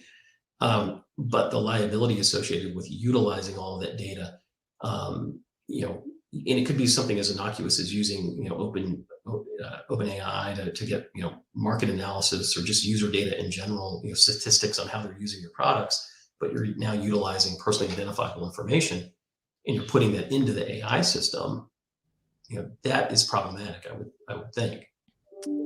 Yeah, you mentioned a great point with GDPR in Europe, which is the data privacy law that was enacted a few years ago in the EU. And that's a great point. I mean, you've got GDPR regulations that sort of limit, what can or can't be shared or used in this way. What kind of confidence do you have that these OpenAI models and ChatGPT and Google's Bard and any other AI platform like this, how confident would you be that they're compliant with GDPR and other privacy laws? Well, I'm not so sure that they're the way you utilize these tools. It's really, if you're going to be putting in the personally identifiable information into the tool, you're the one that needs to be compliant with the regulations that are governing your use of your customers' personally identifiable information or data. And so, I'm not so sure that it's really a question of, how compliant is ChatGPT necessarily. What does it allow you to do with personally identifiable information? Can it identify it? Does it preclude the use of that information? That's one question. But if you've got, some sort of an OpenAI application or tool that you're utilizing in connection with your business, and you're trying to use that tool to analyze your customer data, what obligations do you have? And do you have an understanding of how that data is being used within that tool set? Again, are you putting out, personally identifiable information into a corpus of data that's now going to be analyzed by this, OpenAI system?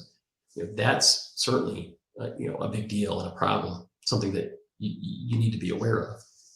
Right. Yep. And it's a great point. Carolyn on LinkedIn, by the way, just for those that are wondering, she did confirm that it really is her. So it must be true then. If she came back electronically and told me it's her, I've got to believe her, right? Right. Now I'm going to be skeptical. Anytime I see anyone on social media or even a video, I'm going to be skeptical of whether it's really them. Here's a comment from, or a question from Sam Graham on LinkedIn. Sam says, sometimes perception is reality. If enough people believe false information that ChatGPT publishes, is there a danger of that causing actions that we wouldn't want? For example, if it said that vitamin C was bad for us, the results would not be good. What are your thoughts there? Well, yeah, I think that is problematic because, that's about the accuracy and the truth of what the output is. And, if you've got bias and bad data that is, replicating within that system, and you're getting, output that's just not correct, how do you police against that? How do you make sure that, people's confidence in the accuracy of the data is where it needs to be? Again, the implications associated with that are pretty enormous, right? I mean, you've got, facts coming out that saying, something isn't good for you, when in fact it is. And the perception certainly is the reality. Right. So I guess just to sort of put a bow on this or wrap this all together, we've talked about a lot of uncertainty. We've talked about what we think might happen in the future. We've talked about some of the landscape of what some of the risks are. But what closing recommendations would you have for organizations that are concerned about the potential downside of ChatGPT? You mentioned before policies that organizations might put in place. I mean, what would you do if you're giving us advice, as an attorney, and you're our corporate counsel, which you actually are, Third Stage's corporate counsel. But if you were a corporate counsel to others on the call here today, what would you suggest they do to navigate this uncertainty? Yeah, I mean, I think it's somewhat similar to some of the things that we say when you're trying to adopt ERP software and technology in general. Okay, I mean, you can't do this out of kind of a FOMO mentality, right? You can't be an organization that says, "Hey, we want to implement, AI and incorporate it into our systems to make use of the efficiencies that we believe are there." You have to have a solid and legitimate business case for utilizing that piece of technology, just like any other technology. It's got to make sense for your business, right? And then once you have determined that there is a business case to use a particular AI tool, you want to make sure that you have an understanding of how the vendor or the provider of that tool trains their AI product. What data is it using? Is it, general data on the internet? Is it proprietary information that only they have access to? What's the quality of that information? All of those are key components that you need to make a determination of, right? And then you've got to, in my view, do the necessary due diligence to make it to have an understanding of what kind of intellectual property rights do you need to utilize the AI tool. Okay, what kind of intellectual property representations and warranties do you need to flow down to any end users or customers that are going to use products that are associated with or generated by or incorporate the AI technology. And then, once you've got kind of that framework in place as to what your risks and liabilities are and how you're going to mitigate them, what's the use policy, for utilizing the AI platform. And I think you've got to think about that in two ways. One is there's going to be a different appetite for risk and risk tolerance if you're utilizing AI internally, like Samsung, okay, or you're utilizing it externally, like Microsoft, right, or Google or something. I mean, those are two fundamental different use cases, and they carry fundamentally different risk mitigation models. And you might have kind of a dual track where you're using it internally to increase your own efficiencies, and then you're using it externally in order to generate more revenue and provide better customer experiences or whatever. I think those are really the fundamental things. I mean, there's other implications, with respect to, mergers and acquisitions. I mean, if you're acquiring companies, you need to understand, what kind of AI components they might have embedded in their products, how they're utilizing those, what the risk to your organization is once you complete that merger or acquisition.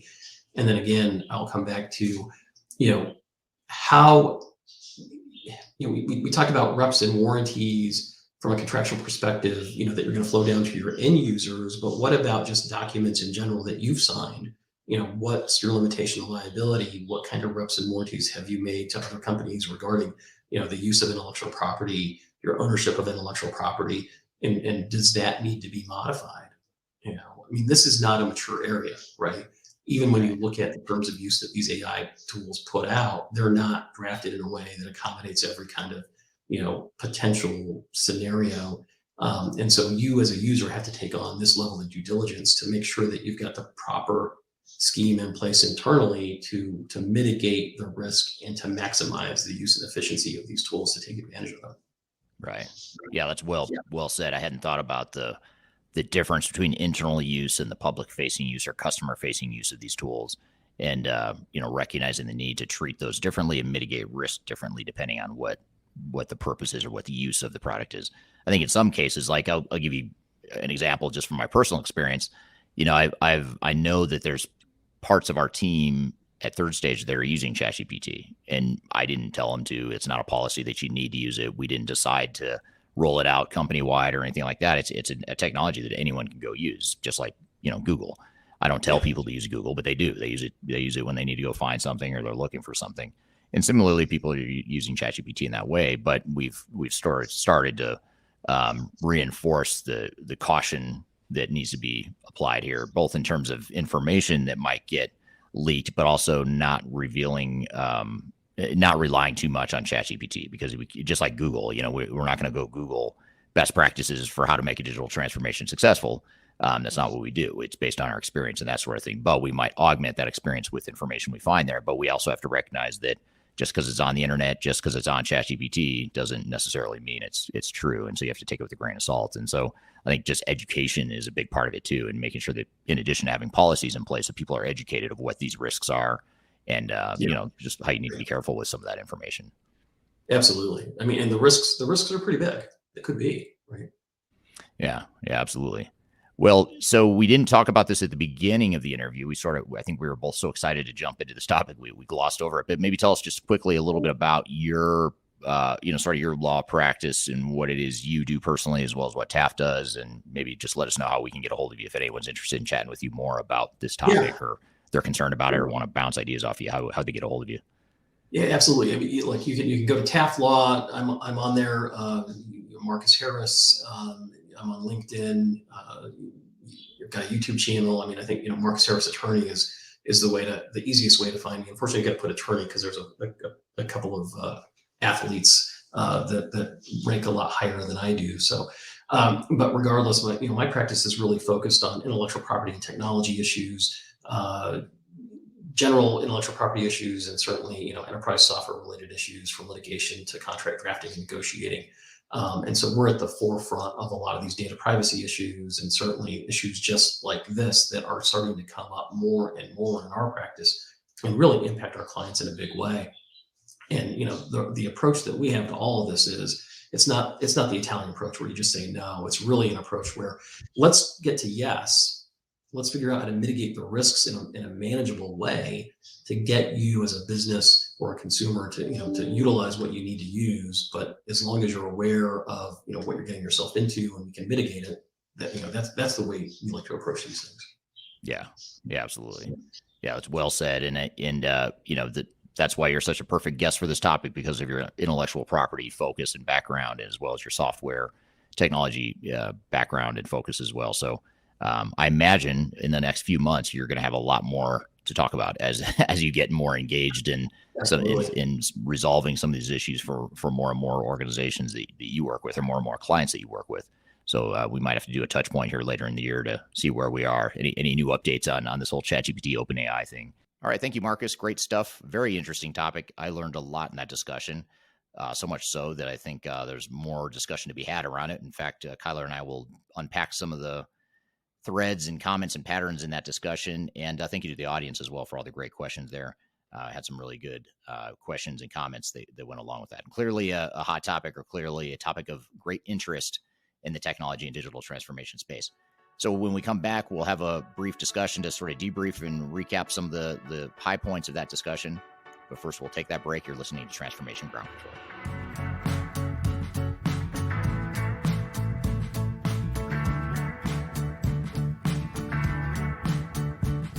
If you are aiming for transformation success, turn to Third Stage Consulting Group. Third Stage's independent and technology agnostic consulting team helps clients define their digital strategies, define their roadmaps, and manage their transformations. With offices in the US, Europe, and Australia, our team helps the world's most forward-thinking organizations through their transformation pitfalls and risks. If you are embarking on a digital transformation or business change initiative, contact Third Stage Consulting to see how we can help you reach the third stage of transformation success. Learn more about us and download independent reports, videos, and other best practices at thirdstageconsulting.com.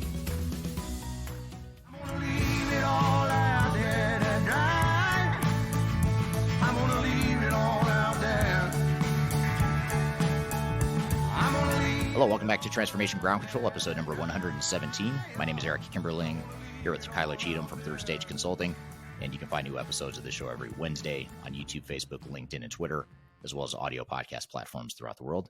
So, Kyler, we just had Marcus on the show talking about the dark side of ChatGPT. What were some of your thoughts or takeaways from that conversation?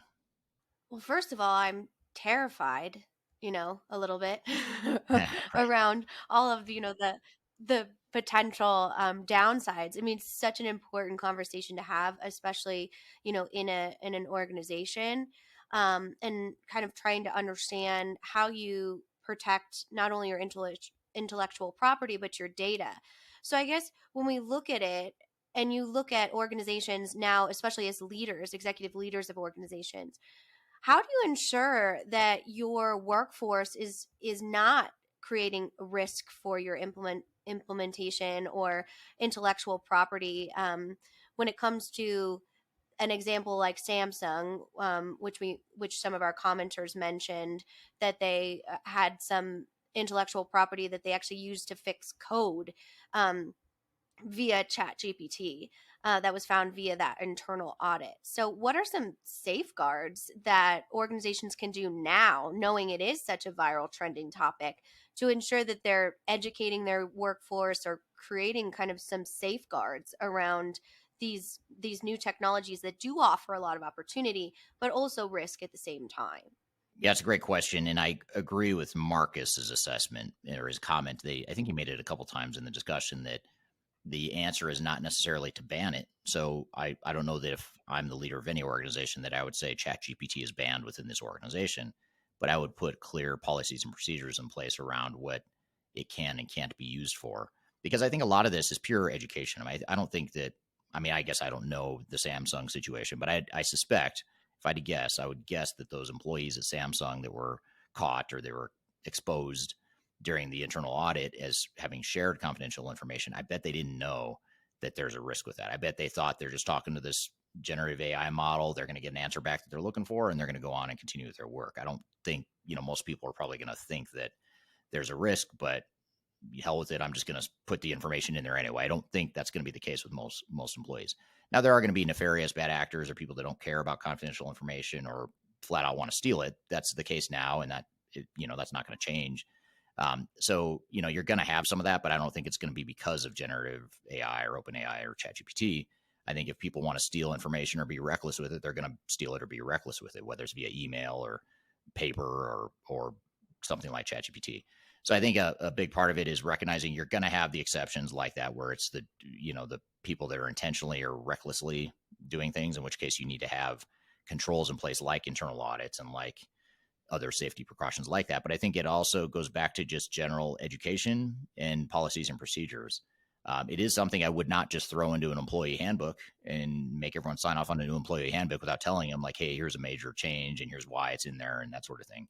So I think for leaders, it's a lot of just communication and transparency and recognizing people are going to use it whether you want them to or not. So, you could probably set aside the argument of whether you should let them or not, because they're probably just going to do it. So you might as well assume they're going to do it and then figure out what the right answer is and put some specific guidelines for what is and is not acceptable in using ChatGPT in the workplace and with confidential information. Yeah, absolutely. And I think Marcus made a great point about that internal audit and the importance of those. So what would be your recommendation for the frequency of internal audits, knowing that technology is changing so fast? That's a great question. And I'm not, nor was I ever an internal auditor or an auditor of any sort, but just based on how, we've seen, like with publicly traded companies, I think they have to do quarterly, at least for publicly traded companies in the United States, I should say, that are trading on one of the U.S. stock exchanges. There's a law called Sarbanes-Oxley, which determines, what kind of controls and governance you need to have in place as an organization. And that's a way to ensure that you have the right kind of controls so that people aren't stealing money, or that you don't have system and processes set up that are expose yourself to risk of that happening. So there's certain segregation of duties and certain specific policies and procedures you need to have in place, but also audit to make sure they're actually being followed within the organization. And I think you need to do those internal audits like quarterly, if I remember correctly, on a Sarbanes-Oxley compliant company. I could be wrong on that, but I think it's quarterly. If anyone here is an auditor here in the U.S. and you're listening, I'd love to just drop it in the chat if I'm wrong, and please correct me. There's a probably 50% chance that I'm wrong on that. So please correct me if that frequency is wrong. But regardless of what you do with Sarbanes-Oxley, you can set your own tempo, to increase that frequency if you'd like.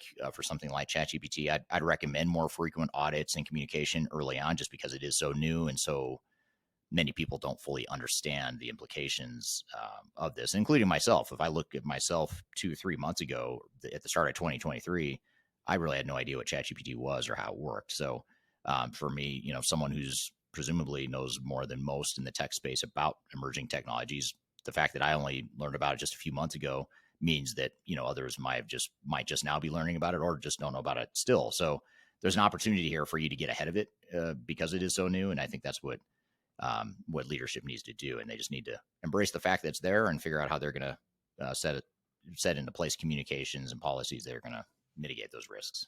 Yeah, absolutely. Definitely something important to stay aware of. I'll ask this question to you because I don't know if you'll be able to answer it from the contracting side. But we've seen kind of ChatGPT be white labeled in some additional CRM systems or other ERP systems, and kind of moving towards jumping on that trend. Is there anything that you really need to be aware of as a business when going into the contracting, knowing that these technologies do exist within the overall system? Is there any considerations around intellectual property or something like that that you should now be more kind of hyper vigilant on? Yeah, that's a great question, and I'll be honest. I mean, this is something that I'm struggling with because I'll give you an example. I'll tell you what I mean, and I think this is where you're going with it. But when you look at like our CRM that we use at third stage is called HubSpot, and HubSpot recently rolled out something called ChatSpot, which is essentially a functionality where you can enter a question and it'll go into your CRM system or into your instance of HubSpot and pull whatever it is you're asking for. So, for example, I went in and tested and said, how many new contacts have registered for information on our website in Europe in 2023 so far? And it took 10 or 15 seconds, and it thought, and it came back with an exact number, and it gave me exactly what I needed. I didn't have to go fumble around and find a report and run a report on it. I just asked the question. So it made it a little bit easier. But I did wonder when I did that, I was wondering, back to Marcus's point, I was wondering if I asked that question, I don't know what the privacy policy is as it relates to the connection between HubSpot and ChatGPT in this case, because the way ChatSpot works is it's actually using ChatGPT to answer whatever the question is. It just happens to integrate back to HubSpot, our CRM system. So I don't know how that works, but that's a really good point, and that's probably something that maybe we could ask Marcus as a follow-up. Is we talked a lot about the privacy policy for ChatGPT if you're a direct user of ChatGPT, and I think someone on the interview asked the question around that, or they made a comment about the privacy policy and what it says. But I'm not sure how that works with HubSpot or any sort of third-party system that integrates with ChatGPT, which, to your point, is becoming more and more common. So that's a great point and great question that I don't have a good answer to at this point. But if someone does in the chat below, be sure to drop it here. Maybe even drop it into ChatGPT while you're at it, so it can answer that question in the future. Or maybe we should pull up ChatGPT while we're talking here and ask it and see what it says. I did ask it that. I actually have exactly what it said when it came, okay. because when you guys were talking, I was like, I wonder if you just asked ChatGPT what its privacy policy is, and it laid it out for me. I mean, I would still think that, like, if I'm investing a bunch of money as a business into a system, that those kind of vague terms about we take data privacy very seriously, those don't really do it for me, right? I would need it really laid out to say, like, what is the risk to my customer base, what is the risk to my employees, because utilizing that third party, like to give you an example, HubSpot chat, or whatever we call it, we've been testing it, my team and I, and we can give it prompts like create a picture of a dog looking at a computer, and it does that. So it really, the opportunity is endless. If I'll post the picture here in the comments so you guys can see what we came up with. It's not beautiful art, but at the same time, the system is understanding. And when you're looking at something that you're creating custom reports to or custom intellectual property graphics, all of those different emails, other types of things, there's a lot of data concerns or security concerns around it. So I just wondered if you had kind of run into that with any of your client conversations of how do we make sure that we're not just kind of putting ourselves out there into the internet so that everybody can see kind of our confidential communications. So Yeah, and that your response here, what you just said, reminds me of a comment Marcus made. Remember, he was talking about the Getty images and how Getty Yeah. was suing. I think it was ChatGPT. He was Yeah. talking about how they're suing ChatGPT because it's accessing Getty images to use that as a starting point for some of the art that it creates. So I suppose that is. I don't know if that's similar to. This is why I'm not an attorney, because I don't operate well in the black and white world. Yeah. But I wonder if that's similar to, what you're saying. I wonder if that's similar to the Getty situation. You're talking about third-party systems and data and information, and what's the privacy policy there, and who owns it, all that stuff. Yeah, just a lot to unpack. And certainly we'd love to hear from the audience, some other risks that you think might be associated, or I guess considerations, because risk can have a negative connotation. And obviously all emerging technology has amazing opportunity to create efficiencies throughout organizations and have a positive impact. But it's important to understand specifically from a risk assessment side that dark side of that overall conversation. So we'll keep up with Marcus. He's usually on a lot of our thought leadership, and he does a lot of different blogs on demand. So if you'd like to hear kind of more about that, we can source some additional information from him. Yeah, he's a great person to reach out to if you do have questions about that, or if you're an organization that's looking to try and get a policy in place or some employment agreements or employee handbooks or whatever. He'd be someone you could bounce ideas around with. To get to the bottom of that.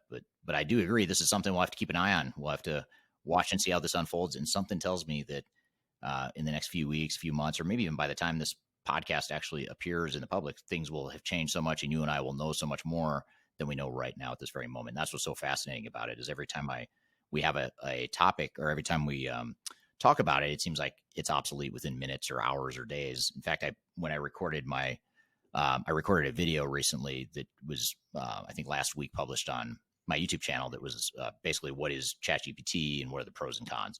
And I remember the day I filmed, one of our team members, literally like 5 minutes before I was going to film it, gave me an article and said, "Oh, you got to see this." And it was the article about how Elon Musk and Bill Gates and some other tech industry leaders were calling for a pause on any development of AI for 6 months while the world figures out what's going on. So that was just an example. And then it was about 2 weeks prior to it getting published that I filmed it. So 2 weeks go by, between the editing process and the review that we do internally and all that stuff. So 2 weeks later, video appears on YouTube. And I feel like already, there's stuff that I heard when I watched it and thought, oh, I should have talked about this or that, but I didn't know it at the time. So this is something that I think is going to continue to evolve very quickly. So we'll continue to keep a pulse on that here on this podcast, among other topics, of course. So. Well, good. Well, good stuff. Well, thank you for the great questions there, both to you, Kyler, and to the audience, and most certainly to Marcus as well for being here. Really appreciate having him on the show.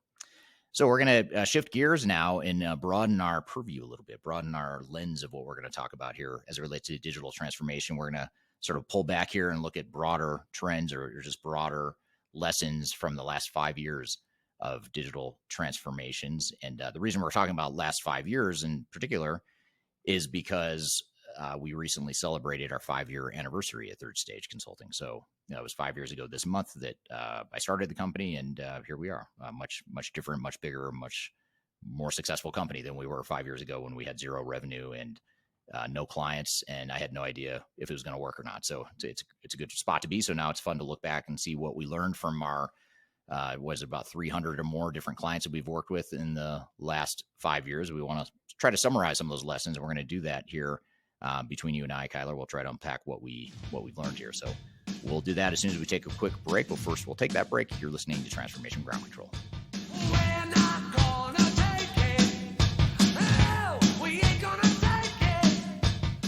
If you are involved in any sort of digital transformation or business change initiative, you will want to download the 2021 Digital Transformation Report.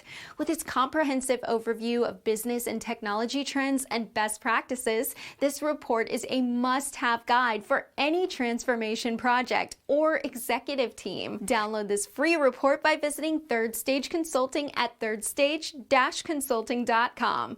You can also visit our website to learn more about us or download independent reports, videos, and other best practices. Again, visit thirdstage-consulting.com today to learn how to take your transformation to the third stage of success.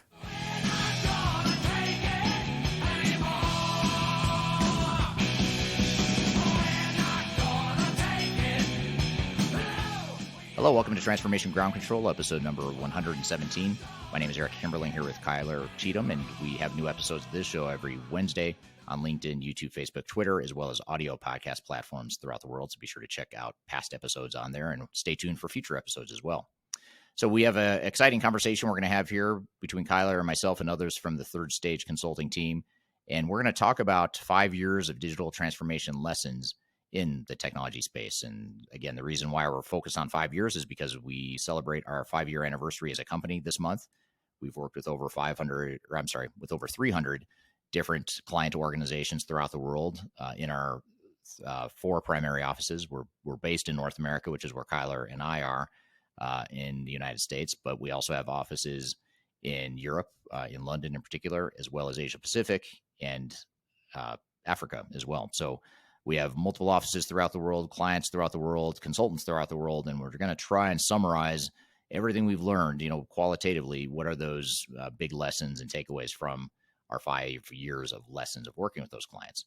So to sort of guide this conversation, I'll turn it over to you, Kyler. Well, thanks, Eric. Excited to have this conversation with the team today. So let's get into it. First and foremost, happy 5th anniversary to Third Stage, 2 most tenured employees. So congratulations to you, Adam and Eric. We're going to get into some fun questions. First, before that, if you don't know Eric and Adam, I'm going to let them introduce themselves and just talk a little bit about their role here at Third Stage. So Adam, let's start with you. Yes, my name's Adam Cheatham. I'm managing director at Third Stage Consulting Group. 5 years ago, Eric came to me and said, I'm starting a new company and would you like to join? And I said, well, that depends.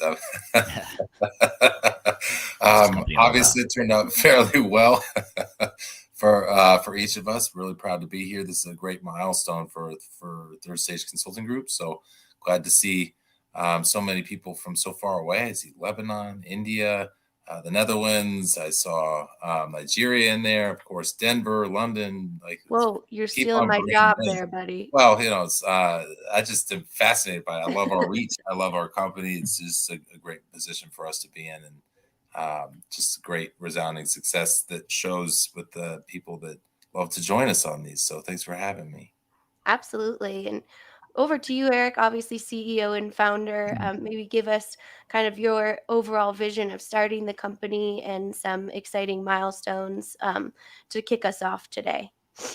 Sure. Well, I'd love to say that I had this really deliberate, well thought out strategy when I started the company, but that wasn't quite how it worked. I was a bit terrified when I started the company, having left my previous company that I'd started before, and to start this one was a very difficult decision. It was a hard time for me personally.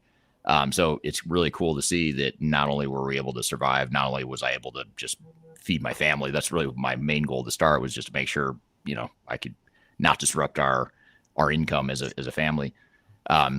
So it's cool to see us going from that sort of survival mode, will we make it mode, quickly into high growth mode. And I remember about 3 months in, or maybe less, realizing, wow, I think this is really going to take off, and I think this is going to work really well. So, and I think the other cool thing about us as a company that I'm proud of is that our team and our company really values that tech agnostic, client focused approach. In an industry that is sketchy at best, at times, and unethical at its worst, and illegal at its worst. I am proud of the fact that we can be sort of that beacon, or that North Star for organizations that just want trusted advice and someone to represent them in their transformations and really help them through their transformations without trying to sell software, without trying to sell their biases. So love the team we've built, and I think it's we've gone from just myself and Adam and my wife, who's also our CEO or CFO. She should be our CEO. She should. Yeah. I really report to her, but we've gone to just a handful of us to now 70 people, plus worldwide. So it's been a great trajectory and great group of clients as well that we work with. So it's a lot of fun. I was counting worldwide. It's about 100, isn't it? It's close. It's getting closer to 100. I lose track. Yeah. Day to day. So yes, you're probably closer than I am. Well, excellent. Well, today, to kind of celebrate all of our key learnings, we were going to focus on our top 5 key lessons from digital transformation to ensure that we provide those great best practices to our amazing audience. Let's start out with a little bit of Would You Rather digital transformation edition. So this is an audience engagement as well. So you can put your answer in the actual chat wherever you're joining us from today, and we'll have a little fun. So let's start with just a basic Would You Rather to get us started. So would you rather have a pet unicorn or a pet dragon? So unicorn or dragon, you can pop the emoji too in the chat wherever you're joining. But let's go to you first, Eric. Unicorn or dragon? Oh man, I was hoping you'd ask Adam first. I can't pass this early, probably, huh? Take a mulligan. I'd say probably a dragon, just because dragons are cool. They breathe fire. They're intimidating. They're dominant. Unicorns to me strike me as something that, not that dragons are real, but to me, unicorns are just a made up sort of thing. But dragons are totally real, right? So to me, they seem a little bit more realistic. So that's my knee-jerk reaction. I've never really thought through that before, so that's just a knee-jerk reaction. After further analysis, I could change my mind. That's where I stand right now.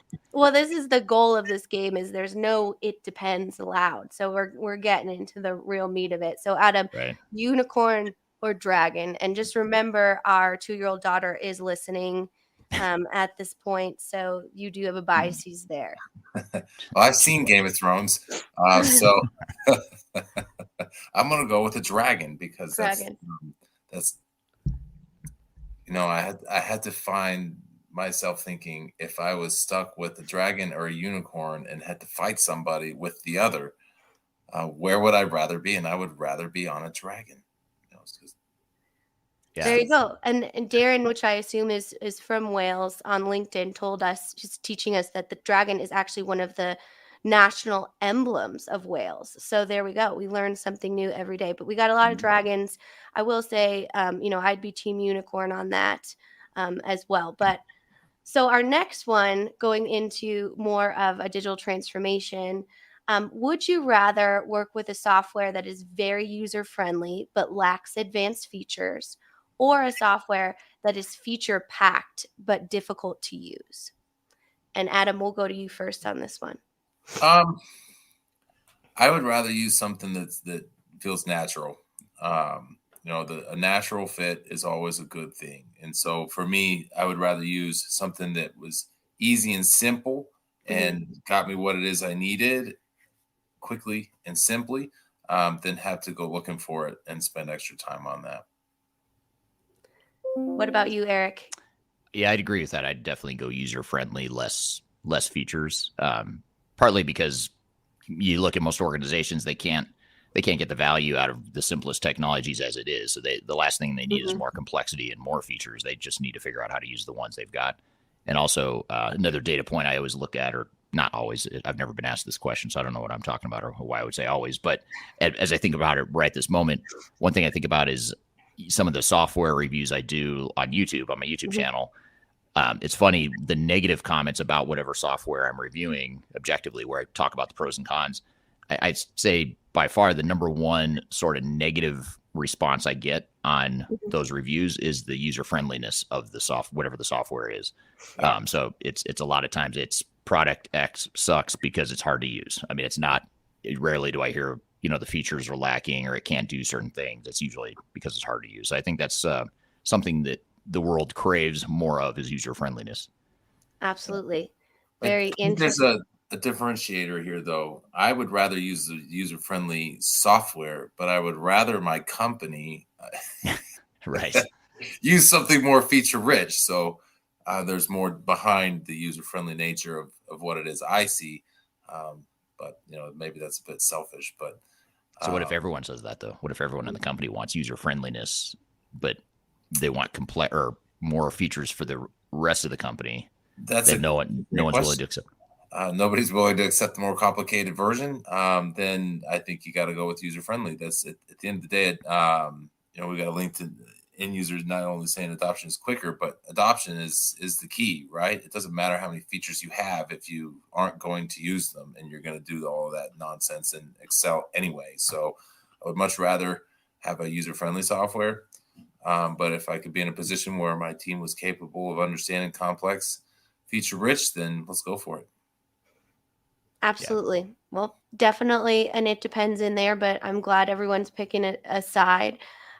So would you rather work with a software that is popular and widely used, or a software that is new and innovative but untested in the marketplace? My response would be new and innovative. Ooh. Probably, I mean, mainly because if the more established vendors, oftentimes they're slower to change and they're less focused on whatever function it is. I guess my caveat to that response is assuming that this newer innovative technology is more focused on what I need, then I'd rather have that newer technology that's more focused on what I need versus a more established one that's perhaps trying to be everything to everyone or too rigid in its approach. Because if I'm using technology as a competitive differentiator and a way to get ahead, then I'd rather have the newer, more innovative one. And whatever technical deficiencies or functional deficiencies there are, those are easier to overcome than a lack of fit or lack of alignment with what I'm trying to do as a business. Interesting. I thought you were going to go the other way, but Adam, what do you think about that one? I'm definitely going the other way. I don't know how many expert witness cases we've seen. It's like this is the first time anybody implemented this, and it's a complete catastrophe. I wouldn't want to be a guinea pig. So a proven software package, I think, is a much smaller risk, and I think it's less on the technology's responsibility to be innovative at your company than it is your business's responsibility to be innovative. So, if you put the innovation of your business on your business people, then the technology just needs to support that. And if you get into the space where you are in a very niche industry that needs something very specific to be innovative, especially if your product is technology, that might sway the answer in the other direction. But for the most part, companies out there that are doing things that have been done for a long time are fairly well proven in a software package. There's a lot to be said for that. And I'd hate to be the first person who implemented SAP S/4HANA. But today, I'd be all right with that as long as you get it right, So I'd hate to be the first person who implemented NetSuite. But today, it's a proven software package. Works out great. It can be innovative and proven at the same time. And I would rather go with proven. Absolutely. I like the comment that someone on LinkedIn said, I can't see the name of the person, but new and innovative. That's why I thought ahead and bought a Betamax, which is pretty funny. For those of you that don't know, it's the old, before there was DVD, before there was VHS, there was something called Betamax, which is actually one of the pioneer, or it was kind of a pioneer high quality way of portable electronic video watching.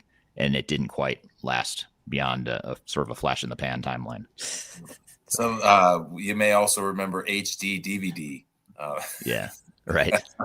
Or Blu-ray. I have no idea what you guys are talking about. No, I'm just joking. How about Blu-ray? That was another one. Yeah, that was a flop as well. But this LinkedIn user, says it depends on the situation and what I'm trying to help the client implement. That's what Adam and Eric wish they could say, but unfortunately, I'm forcing them into picking an answer in this one.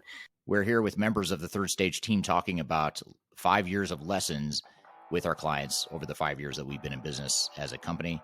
We've got a lot more to cover. We're going to take a quick break. We'll be back with more Transformation Ground Control.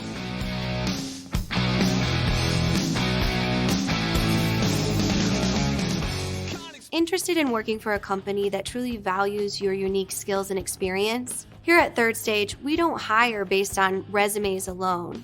We look at the full candidate, experience, and willingness to provide excellent service for our clients. Within a technology, independent, and agnostic consulting firm, you have the opportunity to learn across industries with a diverse group of clients. Our consultants also have the opportunity to diversify their portfolio and learn across technology systems. If you're interested in joining a high-growth entrepreneurial organization, please reach out to us at work@thirdstage-consulting.com.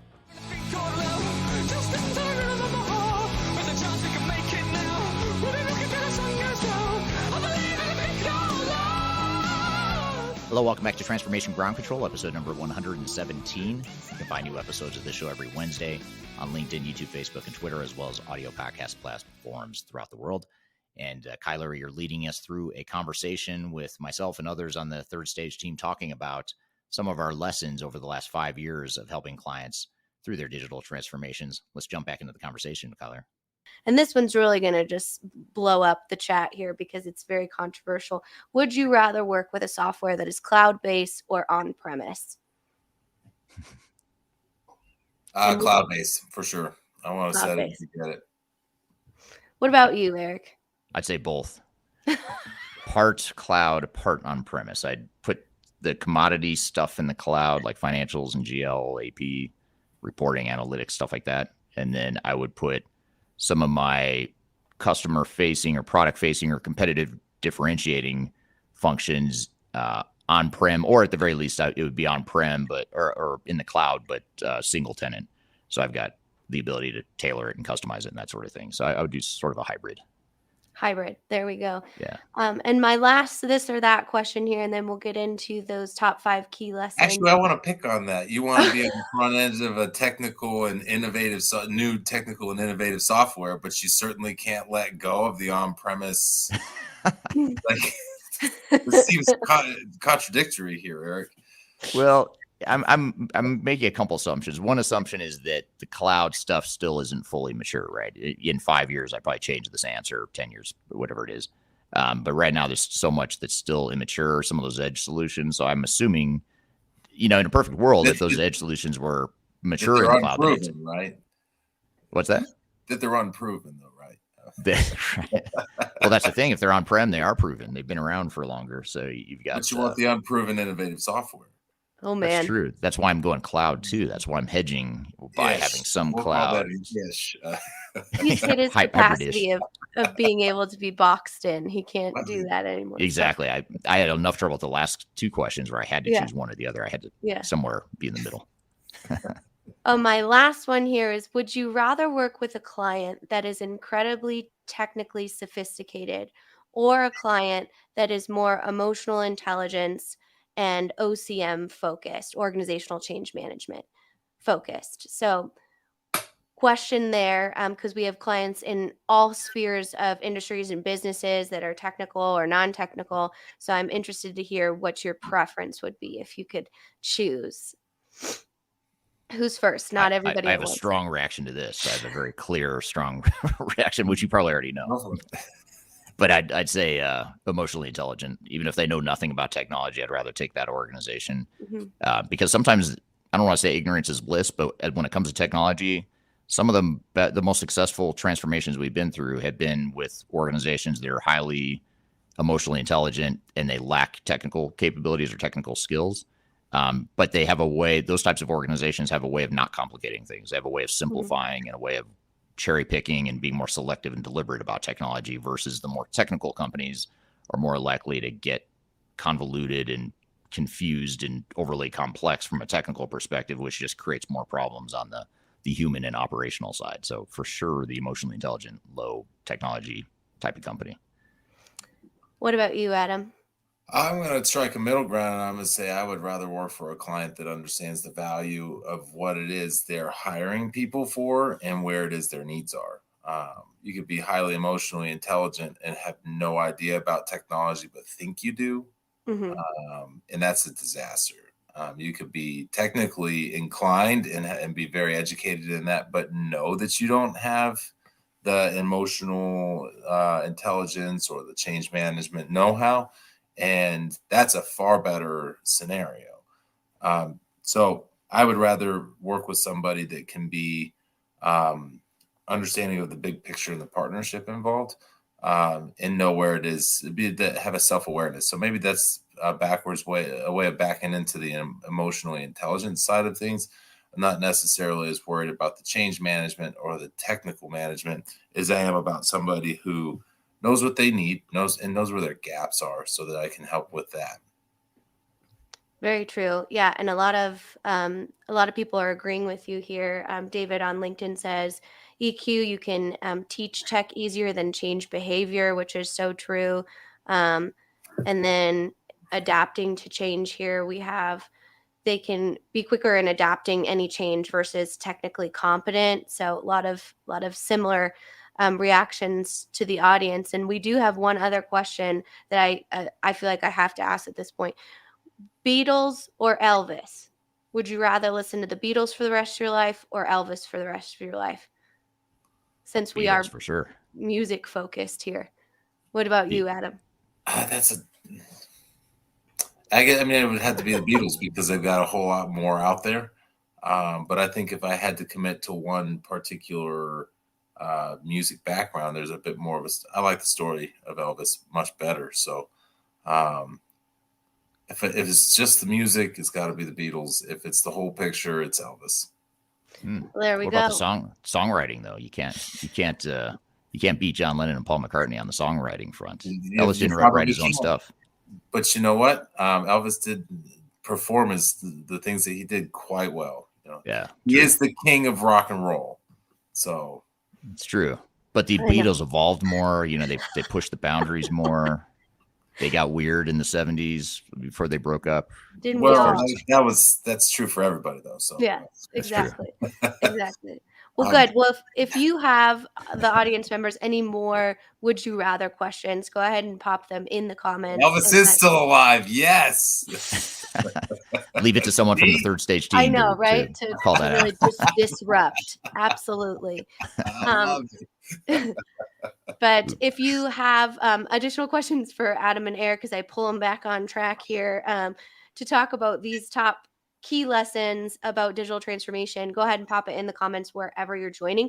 I also encourage you to ask them questions in real time. As you see, we're pretty sophisticated and engaging with our audience, and which is the goal of all of these conversations.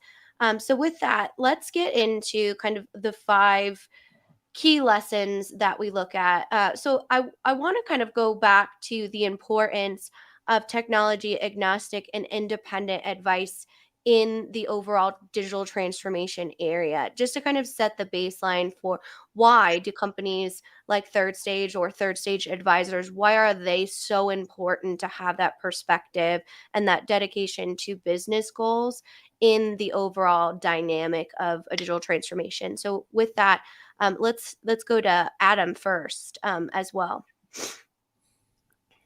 What's the question?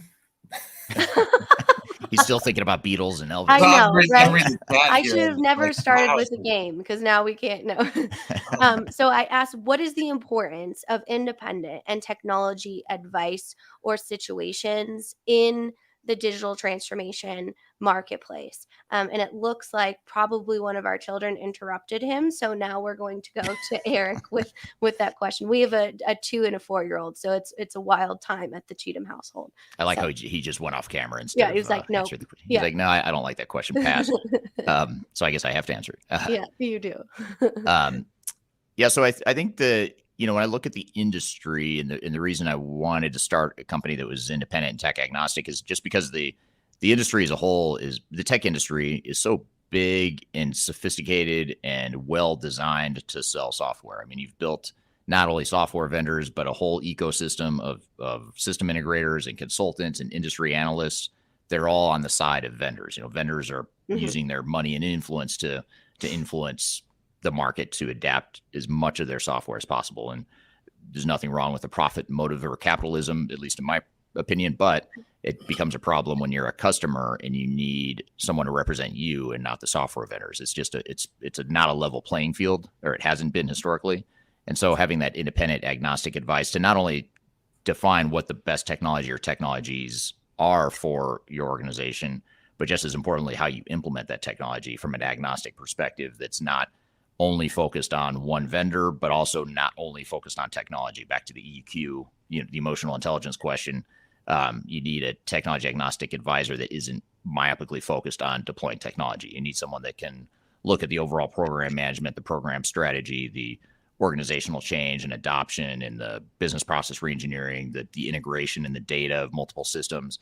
All that stuff is stuff that's usually not done well by organizations or software vendors in their ecosystem.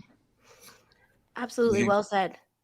To add on to that, the way that we think about digital transformation on the whole at third stage is based on not as much ERP as a single software package anymore, but your digital enterprise operations as the goal of this, digitizing your operations at the enterprise level, right? So when you start thinking about it that way and think about the software ecosystem, not just the one ERP that becomes a piece of the puzzle, there are so many other plugins that you need that are not going to come from one vendor anymore. They just don't. The ERP packages today are not as mature as they were 5-10 years ago, because everybody's shifting to the cloud and this subscription-based platform. And so you end up having to plug things into each other. You end up having to manage a network of vendors towards the completion of a full transformation. You plug that network into your network as an organization. This gets really complex really fast. And so the challenges that you see in those spaces are really oriented towards, how do I manage all of these bits and pieces with the realistic expectation that it's not all going to come from one place. So Absolutely. And that kind of brings me into our first lesson, which is developing an enterprise digital strategy and the need for it to be across the business. A lot of times when we come into a remediation project or a transformation that might be in trouble, a lot of what we hear is this was an IT project and didn't consider the other pieces of the business that it touched. So, in moving to you, Eric, can you kind of define the importance of developing an enterprise strategy for digital transformation as opposed to just a compartmentalized strategy? Sure. Well, just as the Beatles are far superior to Elvis, as we've already established. Just kidding. It's funny, though, how the chat is still coming back to that question. Like someone just commented about how Elvis has more albums than He does. than the Beatles. Leave it to transformation folks to use data to say they've Right. researched this in the minutes that we've had it. So thank you for that education. But it made me wonder, does anyone really want to talk about digital transformation? Or are they more interested in Beatles versus Elvis? But now I forgot your question. Sorry. I'm going to pull an Adam and say, can you repeat the question? Well, no, I think it's important to focus in on this, where if you think about digital transformation, the Beatles create a really dynamic team, right? You need that in a lot of cases, but from a digital transformation perspective, having a good, strong leader that can really carry the weight starts to become the front end of it, which is why Elvis is considered the king of rock and roll, because he's a leader in the space. And the Beatles are a group of folks doing great work, but didn't really rise to that level of title because they couldn't handle each other. Well, you see, Adam, that's where you're wrong, because you need a team to make a transformation successful. You can't just have a king like Elvis. You need a team of people, which is what's great about John, Paul, George, and Ringo. Is the Beatles aren't the Beatles without any one of them. Just like every organization isn't that organization without their key leaders and people. That's true. And I'd be willing to bet if we brought Elvis on here today, he would say that it's the team is really what makes his success. So I think he would give credit to that. So we can agree on that. That's good. So we can agree on that. The team is necessary, right? Yes. Yeah. There we go.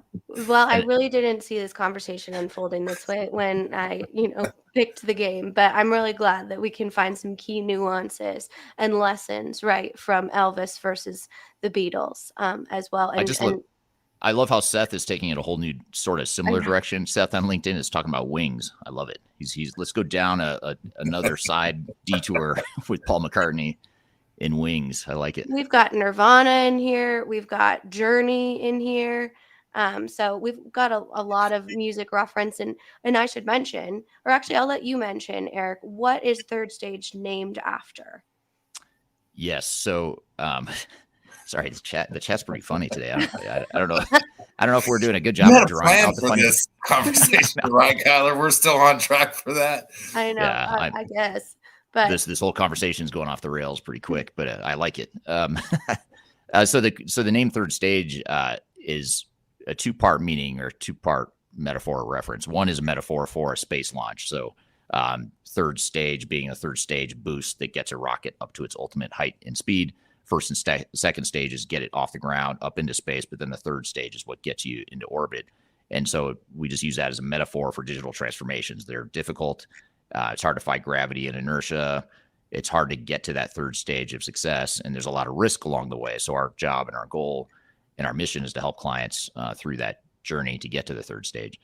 But I'd love to say that whole analogy or that whole metaphor was my idea. I actually stole it from the band Boston, whose third album was called Third Stage, and they sort of made that not a concept album, but they made a whole album named Third Stage that was based on that same metaphor for the rocket launch. Although they were trying to get a little deeper and make it about the third stage of life and middle age life, which is right where I am as well. But it's really the space metaphor and the rock and roll connection that where the origin comes from. yeah, so we are on brand, right, with our conversation true. here about music as well. Totally applicable, right? Like the last thing you really want in transformation is have success and then have all of your people leave. We don't want to break up the band. Right. Absolutely. We don't want to break up the band. We're here with members of the third stage team talking about 5 years of lessons with our clients over the 5 years that we've been in business as a company. We've got a lot more to cover. We're going to take a quick break. We'll be back with more Transformation Ground Control. When I wake up, well, I know I'm going to be the man who wakes up next to you. Are you looking to stay ahead of the curve in the ever-changing landscape of digital transformation? Then you need our newly released 2023 Digital Transformation Report. This comprehensive report covers the latest trends, technologies, and strategies to ensure your digital transformation is optimized for success. The 2023 Digital Transformation Report is packed full of proven methodologies and insights from experts in the independent digital transformation field. You'll also receive practical insights on how to implement digital transformation strategies within your unique organization. This free report is available for download on our website at thirdstage-consulting.com under our Thought Leadership section.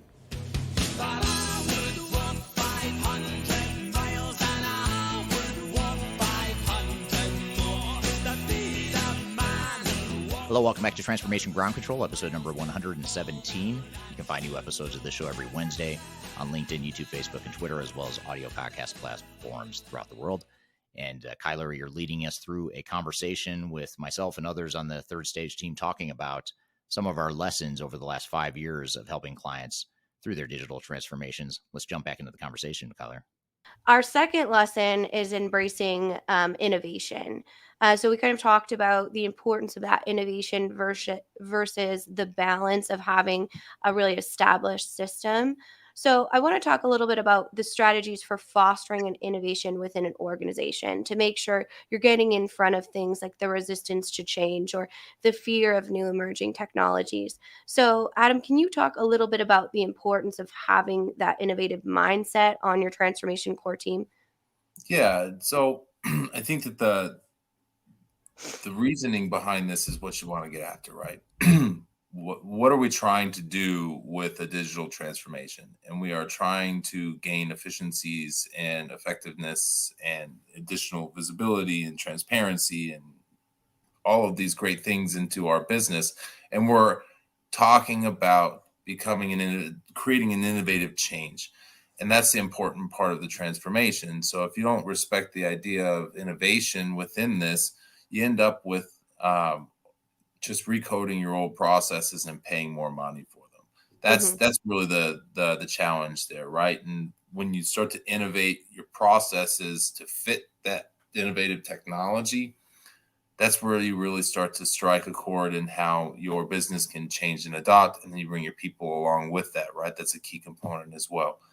And either band that we're talking about, the Beatles versus Elvis, both disruptive, right? That's Mm-hmm. part of what created change in the music scene and in around the world, really, for both of them. That disruptive nature, that willingness to look towards the future, is really a key component of a successful transformation, and innovation is a key component of that. You can't tell me that you want to recode your green screen processes into a brand new system and do the same business. That's not what anybody asks for. Mm-hmm. So that's why that's such a key challenge there. All shook up. See, I had to bring that one up. You guys are killing it this morning. Absolutely killing it in the comments here. And I promise I will get to some of your actual granular questions in here after I let Eric respond to the need for innovation on the ERP core team or digital transformation core team. Yeah, it's a great question. I think there's a couple responses I have, or a couple things that come to mind when you talk about innovation. One is that, first of all, just focusing on innovation as a whole and not just assuming that just because you're replacing technology means that therefore you're going to become more innovative as an organization. There's a lot more you have to do than just put the technology and tools in place. You have to change the culture. You have to change your processes. You have to change the way you think as an organization, which leads to a second point, which is you have to be measured about your journey towards innovation. Too many organizations try to take too big of a leap, and they try to cram too much change and innovation in too short of a time, when perhaps they're a risk adverse, well-established, mature organization that just isn't going to adapt to that level of innovation that quickly. Not to say you can't push the needle and nudge the needle that direction, but typically the innovation and building that culture and building that mindset takes a lot longer than it takes to deploy technology. And so you have to recognize and just sort of pace yourself in that journey and be realistic and self-aware of where you are as an organization right now. And if you're super risk adverse, you have highly tenured staff, you're a company that's been around for 200 years, just recognize that. And you're not going to change that fact, but that doesn't mean that you necessarily need to jump off the deep end and just, go all in on a big, massive transformation that doesn't align with, what you're capable of adapting in the short term. So I think it's just a matter of looking to the future, but also being realistic about where you are and understanding how big of a jump you're taking and planning and executing accordingly. Yeah. Very similar to what we're getting in the comments. Kasan on LinkedIn said, innovate process, educate people, own technology, change and adaptation, which is so important.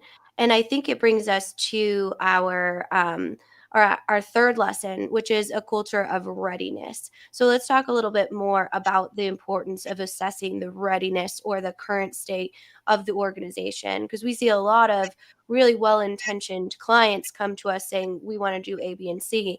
However, sometimes we have to be sort of that litmus test and that reminder that there's only so much you can accomplish with the current state that you have. And sometimes it's better on that phased approach. So Eric, can you answer that for us? What's the importance of understanding your current state and your readiness to actually undergo a big change like a digital transformation? Well, I think it's hugely important, and it's probably the most underrated preparation step that organizations fail to look at, simply because they focus on, similar to my answer about innovation, they focus so much on the technology and all the great cool stuff that technology can do, and they want to take these quantum leapfrog sort of advances in their business, which is a great vision to have, but then they fail on recognizing what the execution is going to take. They go talk to a software vendor who says, yep, we could deploy this whole tool set that's going to make you so innovative and create this culture of readiness. We can deploy it in 18 months, and which they probably can. I rarely question a technical vendor's ability to implement in a certain amount of time, but that's usually not the problem or the bottleneck. The problem or the bottleneck is creating that culture and being ready as an organization and moving the needle of humans and the operations to keep up with the advances in technology.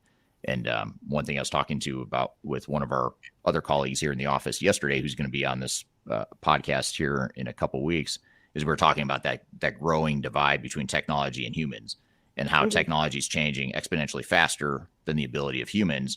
And that gap, as that gap gets wider, the risk profile and the failed expectations or the letdown that comes along with that becomes greater, because organizations simply can't keep up with technology. So you have to sort of just accept it for what it is. And again, try to move the needle in that direction, get your organization ready, move the organization along, but recognize that your technology advances don't matter if your people in the operations can't keep up with it. For sure. Yeah. And I got to bring this one up so Adam has some context. So we're going to football now. That's great. So yeah, Brett Favre, the farther you throw down the field, the more likely it is to get intercepted. And we're talking American football here. We don't need to get in the argument about what is football, unless we want to, because we're just going all over the place. But what's your reaction to that? Record for touchdowns and interceptions. So let's be fair to that.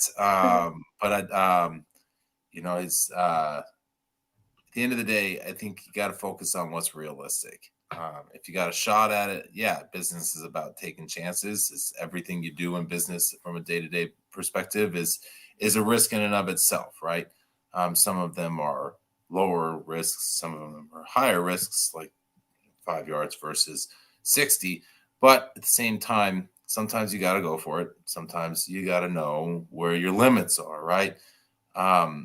If you ask me to throw a football down the field, I'd be surprised if anybody caught it.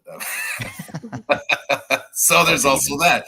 But understanding who you are, and this kind of goes back to that earlier question on EQ versus technical capability, you got to know what it is your capacity for change is and how big of a change we're making, right? We got some folks that are moving from a semi-modern ERP to a modern ERP, ECC 6 to S4HANA, or EBS to ERP Cloud, or an older version of M4 to a newer version of M4. They're all moving from something that was implemented in the early 2000s to something that was designed to be implemented now.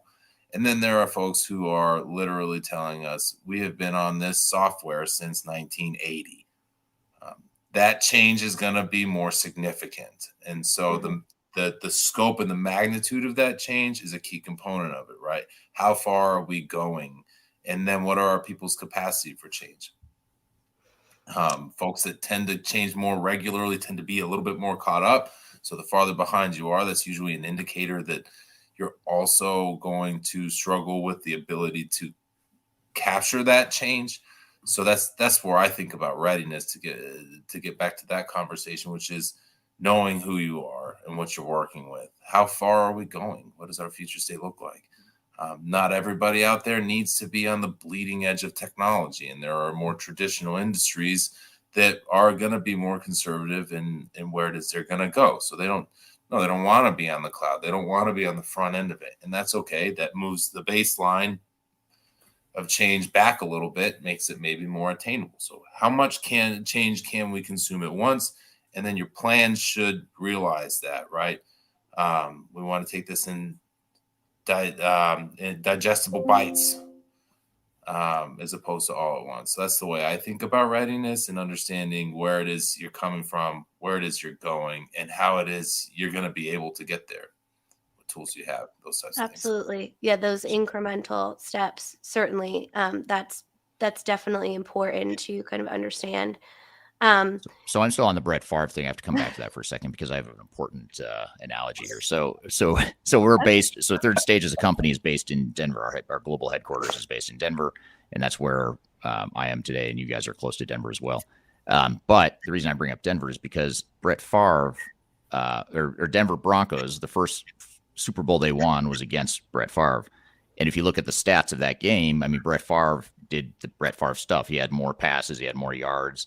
John Elway from the Denver Broncos did not have a great game, but he made the critical plays where he needed to. He made the short passes. He had one play that was a critical first down where he ran the ball himself for 5 yards, which he never did. That wasn't his style. And he got hit really hard. He helicoptered up in the air and hit the ground. And it's like a classic, one of the greatest plays in Denver Broncos history. But that play was largely attributed to why the Broncos won. Now, the reason I'm bringing this all up and tying it back to digital transformation is it was the Broncos won with a really measured strategic approach that was not focused on flashy long passes. It was focused on short passes. It was focused on running the ball with Terrell Davis, and it just wore down the Packers, the Green Bay Packers, which is who Brett Favre played for.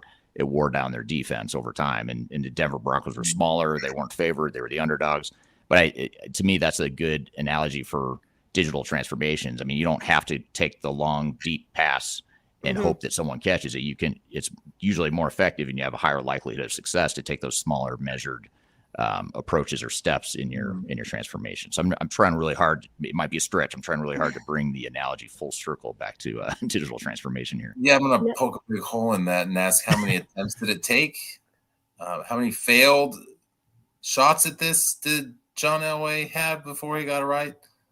3. He lost 3. Yeah. I think he lost 3 times before he won. But that's another important lesson, is because organizations we work with, clients that we work with, the most successful ones are the ones that have failed in the past.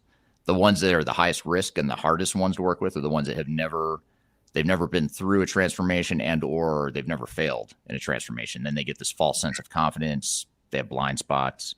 So I actually, I think the reason John Elway won that Super Bowl is because he had lost 3 times and because he was older and wiser, wasn't as athletic and youthful as he was back in their first Super Bowls, but he ends up winning as an old dude. So, yeah, there you go. Good point. Well, that's important to understand the power of failure, right?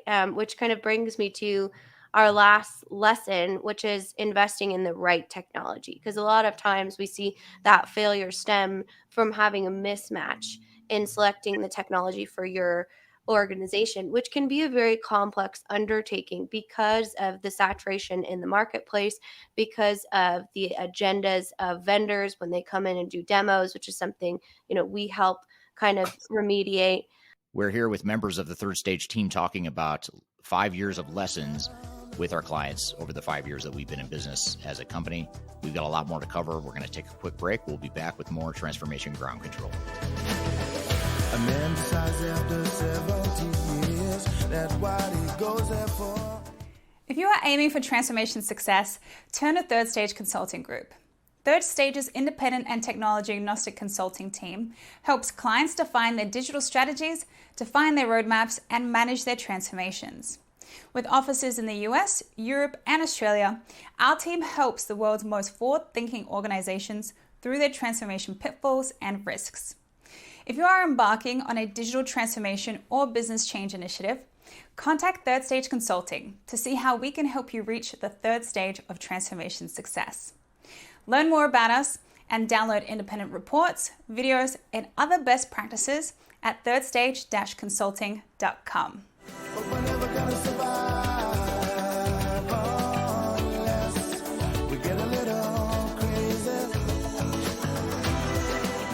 Hello, welcome back to Transformation Ground Control, episode number 117. You can find new episodes of this show every Wednesday on LinkedIn, YouTube, Facebook, and Twitter, as well as audio podcast platforms throughout the world.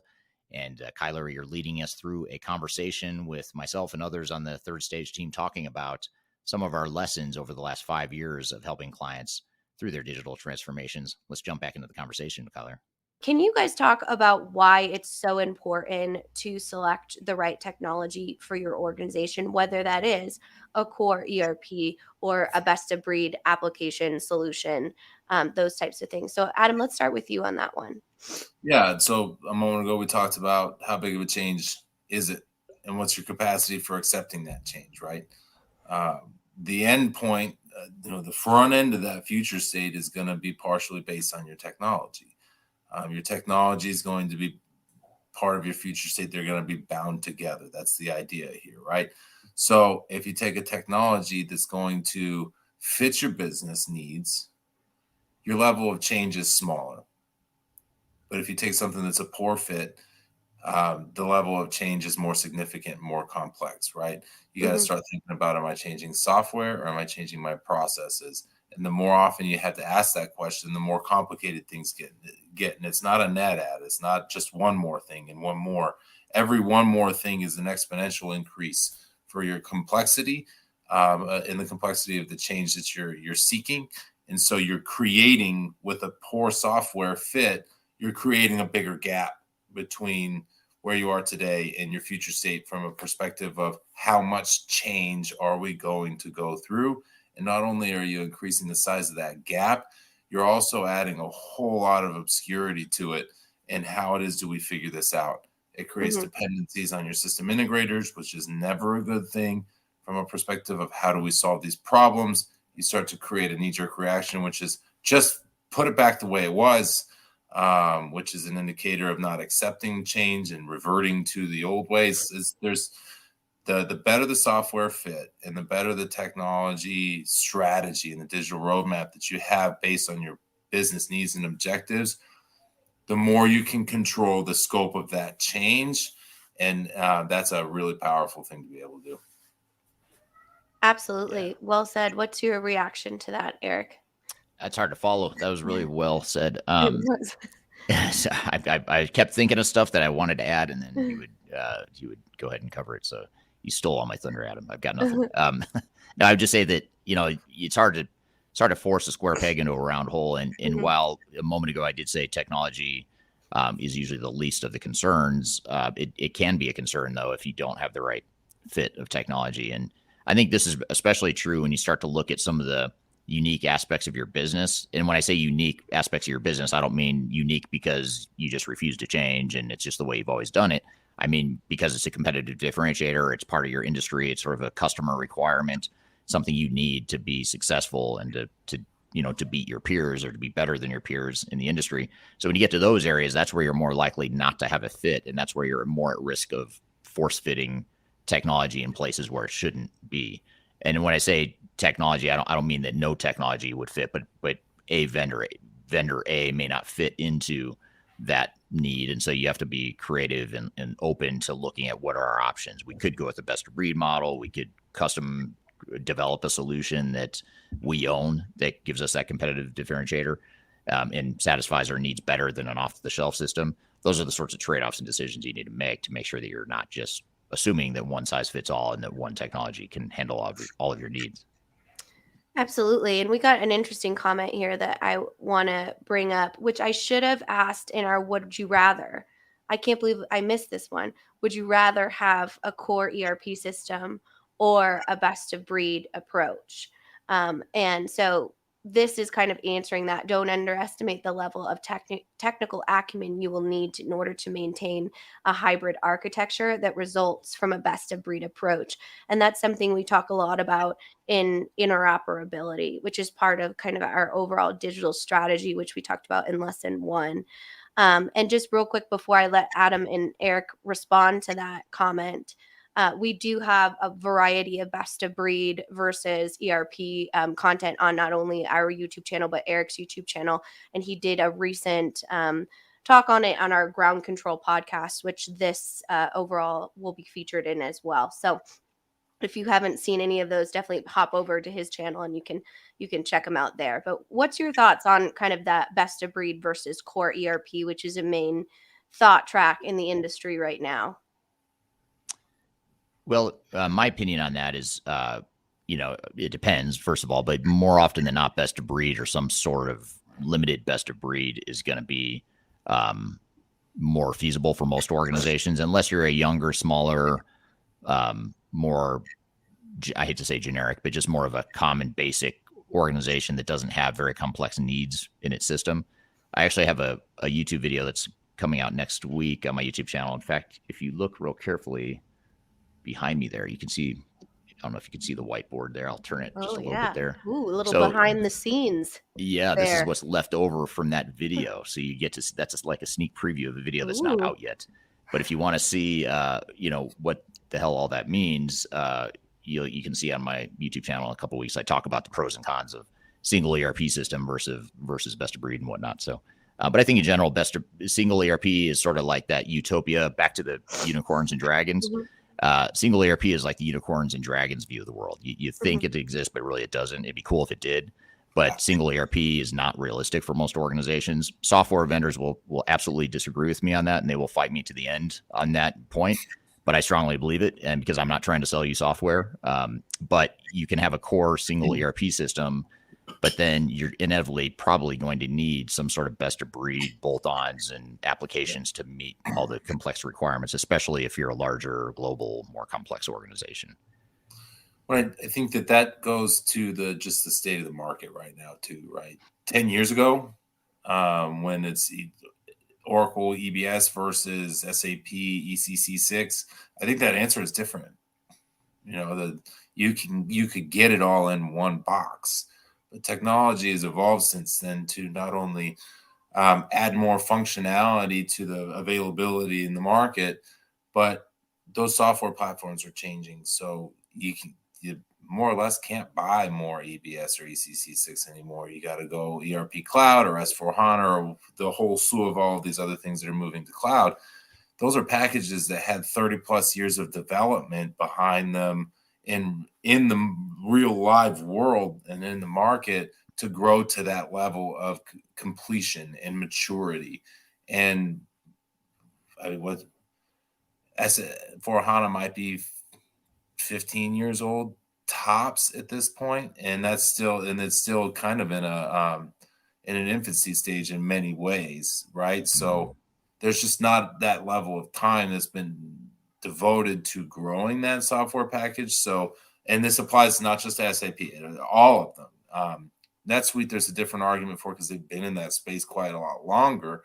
So their spread is a little bit more, a little bit wider. But at the end of the day, they're not running a lot of multi-billion-dollar companies. So there's that side of it. The maturity in software creates holes today. And those holes are filled by other best-of-breed niche packages that are important too. And what will happen is the big guys will buy them all up and they'll put them in their software systems. And in another 10 years, this conversation might be quite different just because of the evolution of software in and of itself. So I think that's a key component of it, where you just don't get all of the core functionality that you used to because it doesn't exist anymore. Because it's been innovated into a cloud environment, and that's a part of the challenge. So you got to those functions are still necessary. Somebody's doing them, but it's not the big box ERPs anymore. It's a little bit more of the add-ons and the more niche-based, smaller software packages. So that's how I see it. Yeah, absolutely. And on that note, I want to turn to our audience for some questions here in our last couple minutes, because this is an interesting question on data quality and that overall interoperability, which is sharing all of your data and actually having a full visibility across the enterprise, which is the importance of a full enterprise digital strategy. And data quality is something that we see a lot of clients struggle with. So interested to hear your thoughts on this one. And Eric, we'll start with you. Well, I think, data quality is one of those things that I always thought was overrated. 10 years ago, 15 years ago, if you would have asked me, I thought data migration was again, getting too myopically focused on the technical aspects of an implementation. But I think nowadays, regardless of whether I was right or wrong back then, I think nowadays I'm definitely wrong when it comes to that. You definitely need to focus on data quality, partly because so much of the value of technology is increasingly becoming about business intelligence and predictive analytics and artificial intelligence, all these really cool technologies that can and have the potential to transform a business, but they can't without having good data and a good handle on your data. So I think more and more organizations need to treat data as an asset. Maybe it's not on your balance sheet, but it is something that maybe it should be, because that data is really a core competitive advantage, or can be, of organizations that manage it well. Absolutely. And what's your thoughts, Adam? I think for me, data's not going to be the reason that your transformation was successful, but it can very much be the reason that it wasn't. So you have to get it right. It's just the same way as the oil in your car isn't what's going to drive it. But if you don't take care of it, it will ruin your car. So that's how I generally think about the data side of it, is that it is critically important. It's and if it becomes your critical path in your implementation, you're in a bad spot. So getting ahead of it and having it done well is important, but it's more of you have to do that right and get all of the other things right. It won't be the reason that you go live successfully. It will be a part of that. It's sort of like the George Harrison of the Beatles. You've got John and Paul, which everyone talks about, but George Harrison, without George Harrison and the guitar and the cool songs that he wrote, the Beatles wouldn't be the Beatles. And so you kind of need that piece of it. You have to have all those pieces, and data is like that. That's a bit of a stretch, I'll admit, but there you go. George Harrison and data. There you go. Wow. Way to really put a bow on that and bring it back to. I'm trying hard. Yeah. Right, absolutely. Oh, we have Star Trek has entered the chat. We're not even going to start on that overall Star Trek versus Star Wars, but in kind of, rounding out this conversation, we have a big milestone here with our 5th year anniversary, and we wouldn't have all of that great content to share without our wonderful audience and our engaging community. All right. Thank you, Kyler, for leading that conversation, and thank you to our team for being part of it. And thank you to our entire team, including the 70 plus people that were not on this discussion here today, for being part of the team and helping us get to where we are as an organization. And certainly thank you to the hundreds of clients that have trusted us to help them through their digital transformation journeys. And if you'd like to become one of those clients, obviously feel free to reach out. You can reach out to me or Kyler. You can reach out to us on LinkedIn, or we'll include our contact information below as well. So we look forward to seeing what the next 5 years bring. A lot has changed in 5 years. It's continuing to accelerate in the pace of change, and digital transformations will look surely a lot more different in 5 years from now. So we'll be curious to see where this all takes us, and we're just glad to be a part of it. So thank you all for listening here today. Thank you for being part of the podcast and part of this global digital transformation community. Please feel free to share this podcast with others, colleagues or friends that you think might be interested in this content. We'd love to get the word out to more people and continue to grow the audience here and continue to bring in more people into this community. So thank you for sharing this in advance, and be sure to leave us a review too, if you don't mind, especially if you're listening on audio podcast platforms. Please leave us a review there. And if you're watching it on one of the many platforms, please give us a like and subscribe to the channel as well. So hope you all have a great day. We'll look forward to seeing you next week on Transformation Ground Control. Take care.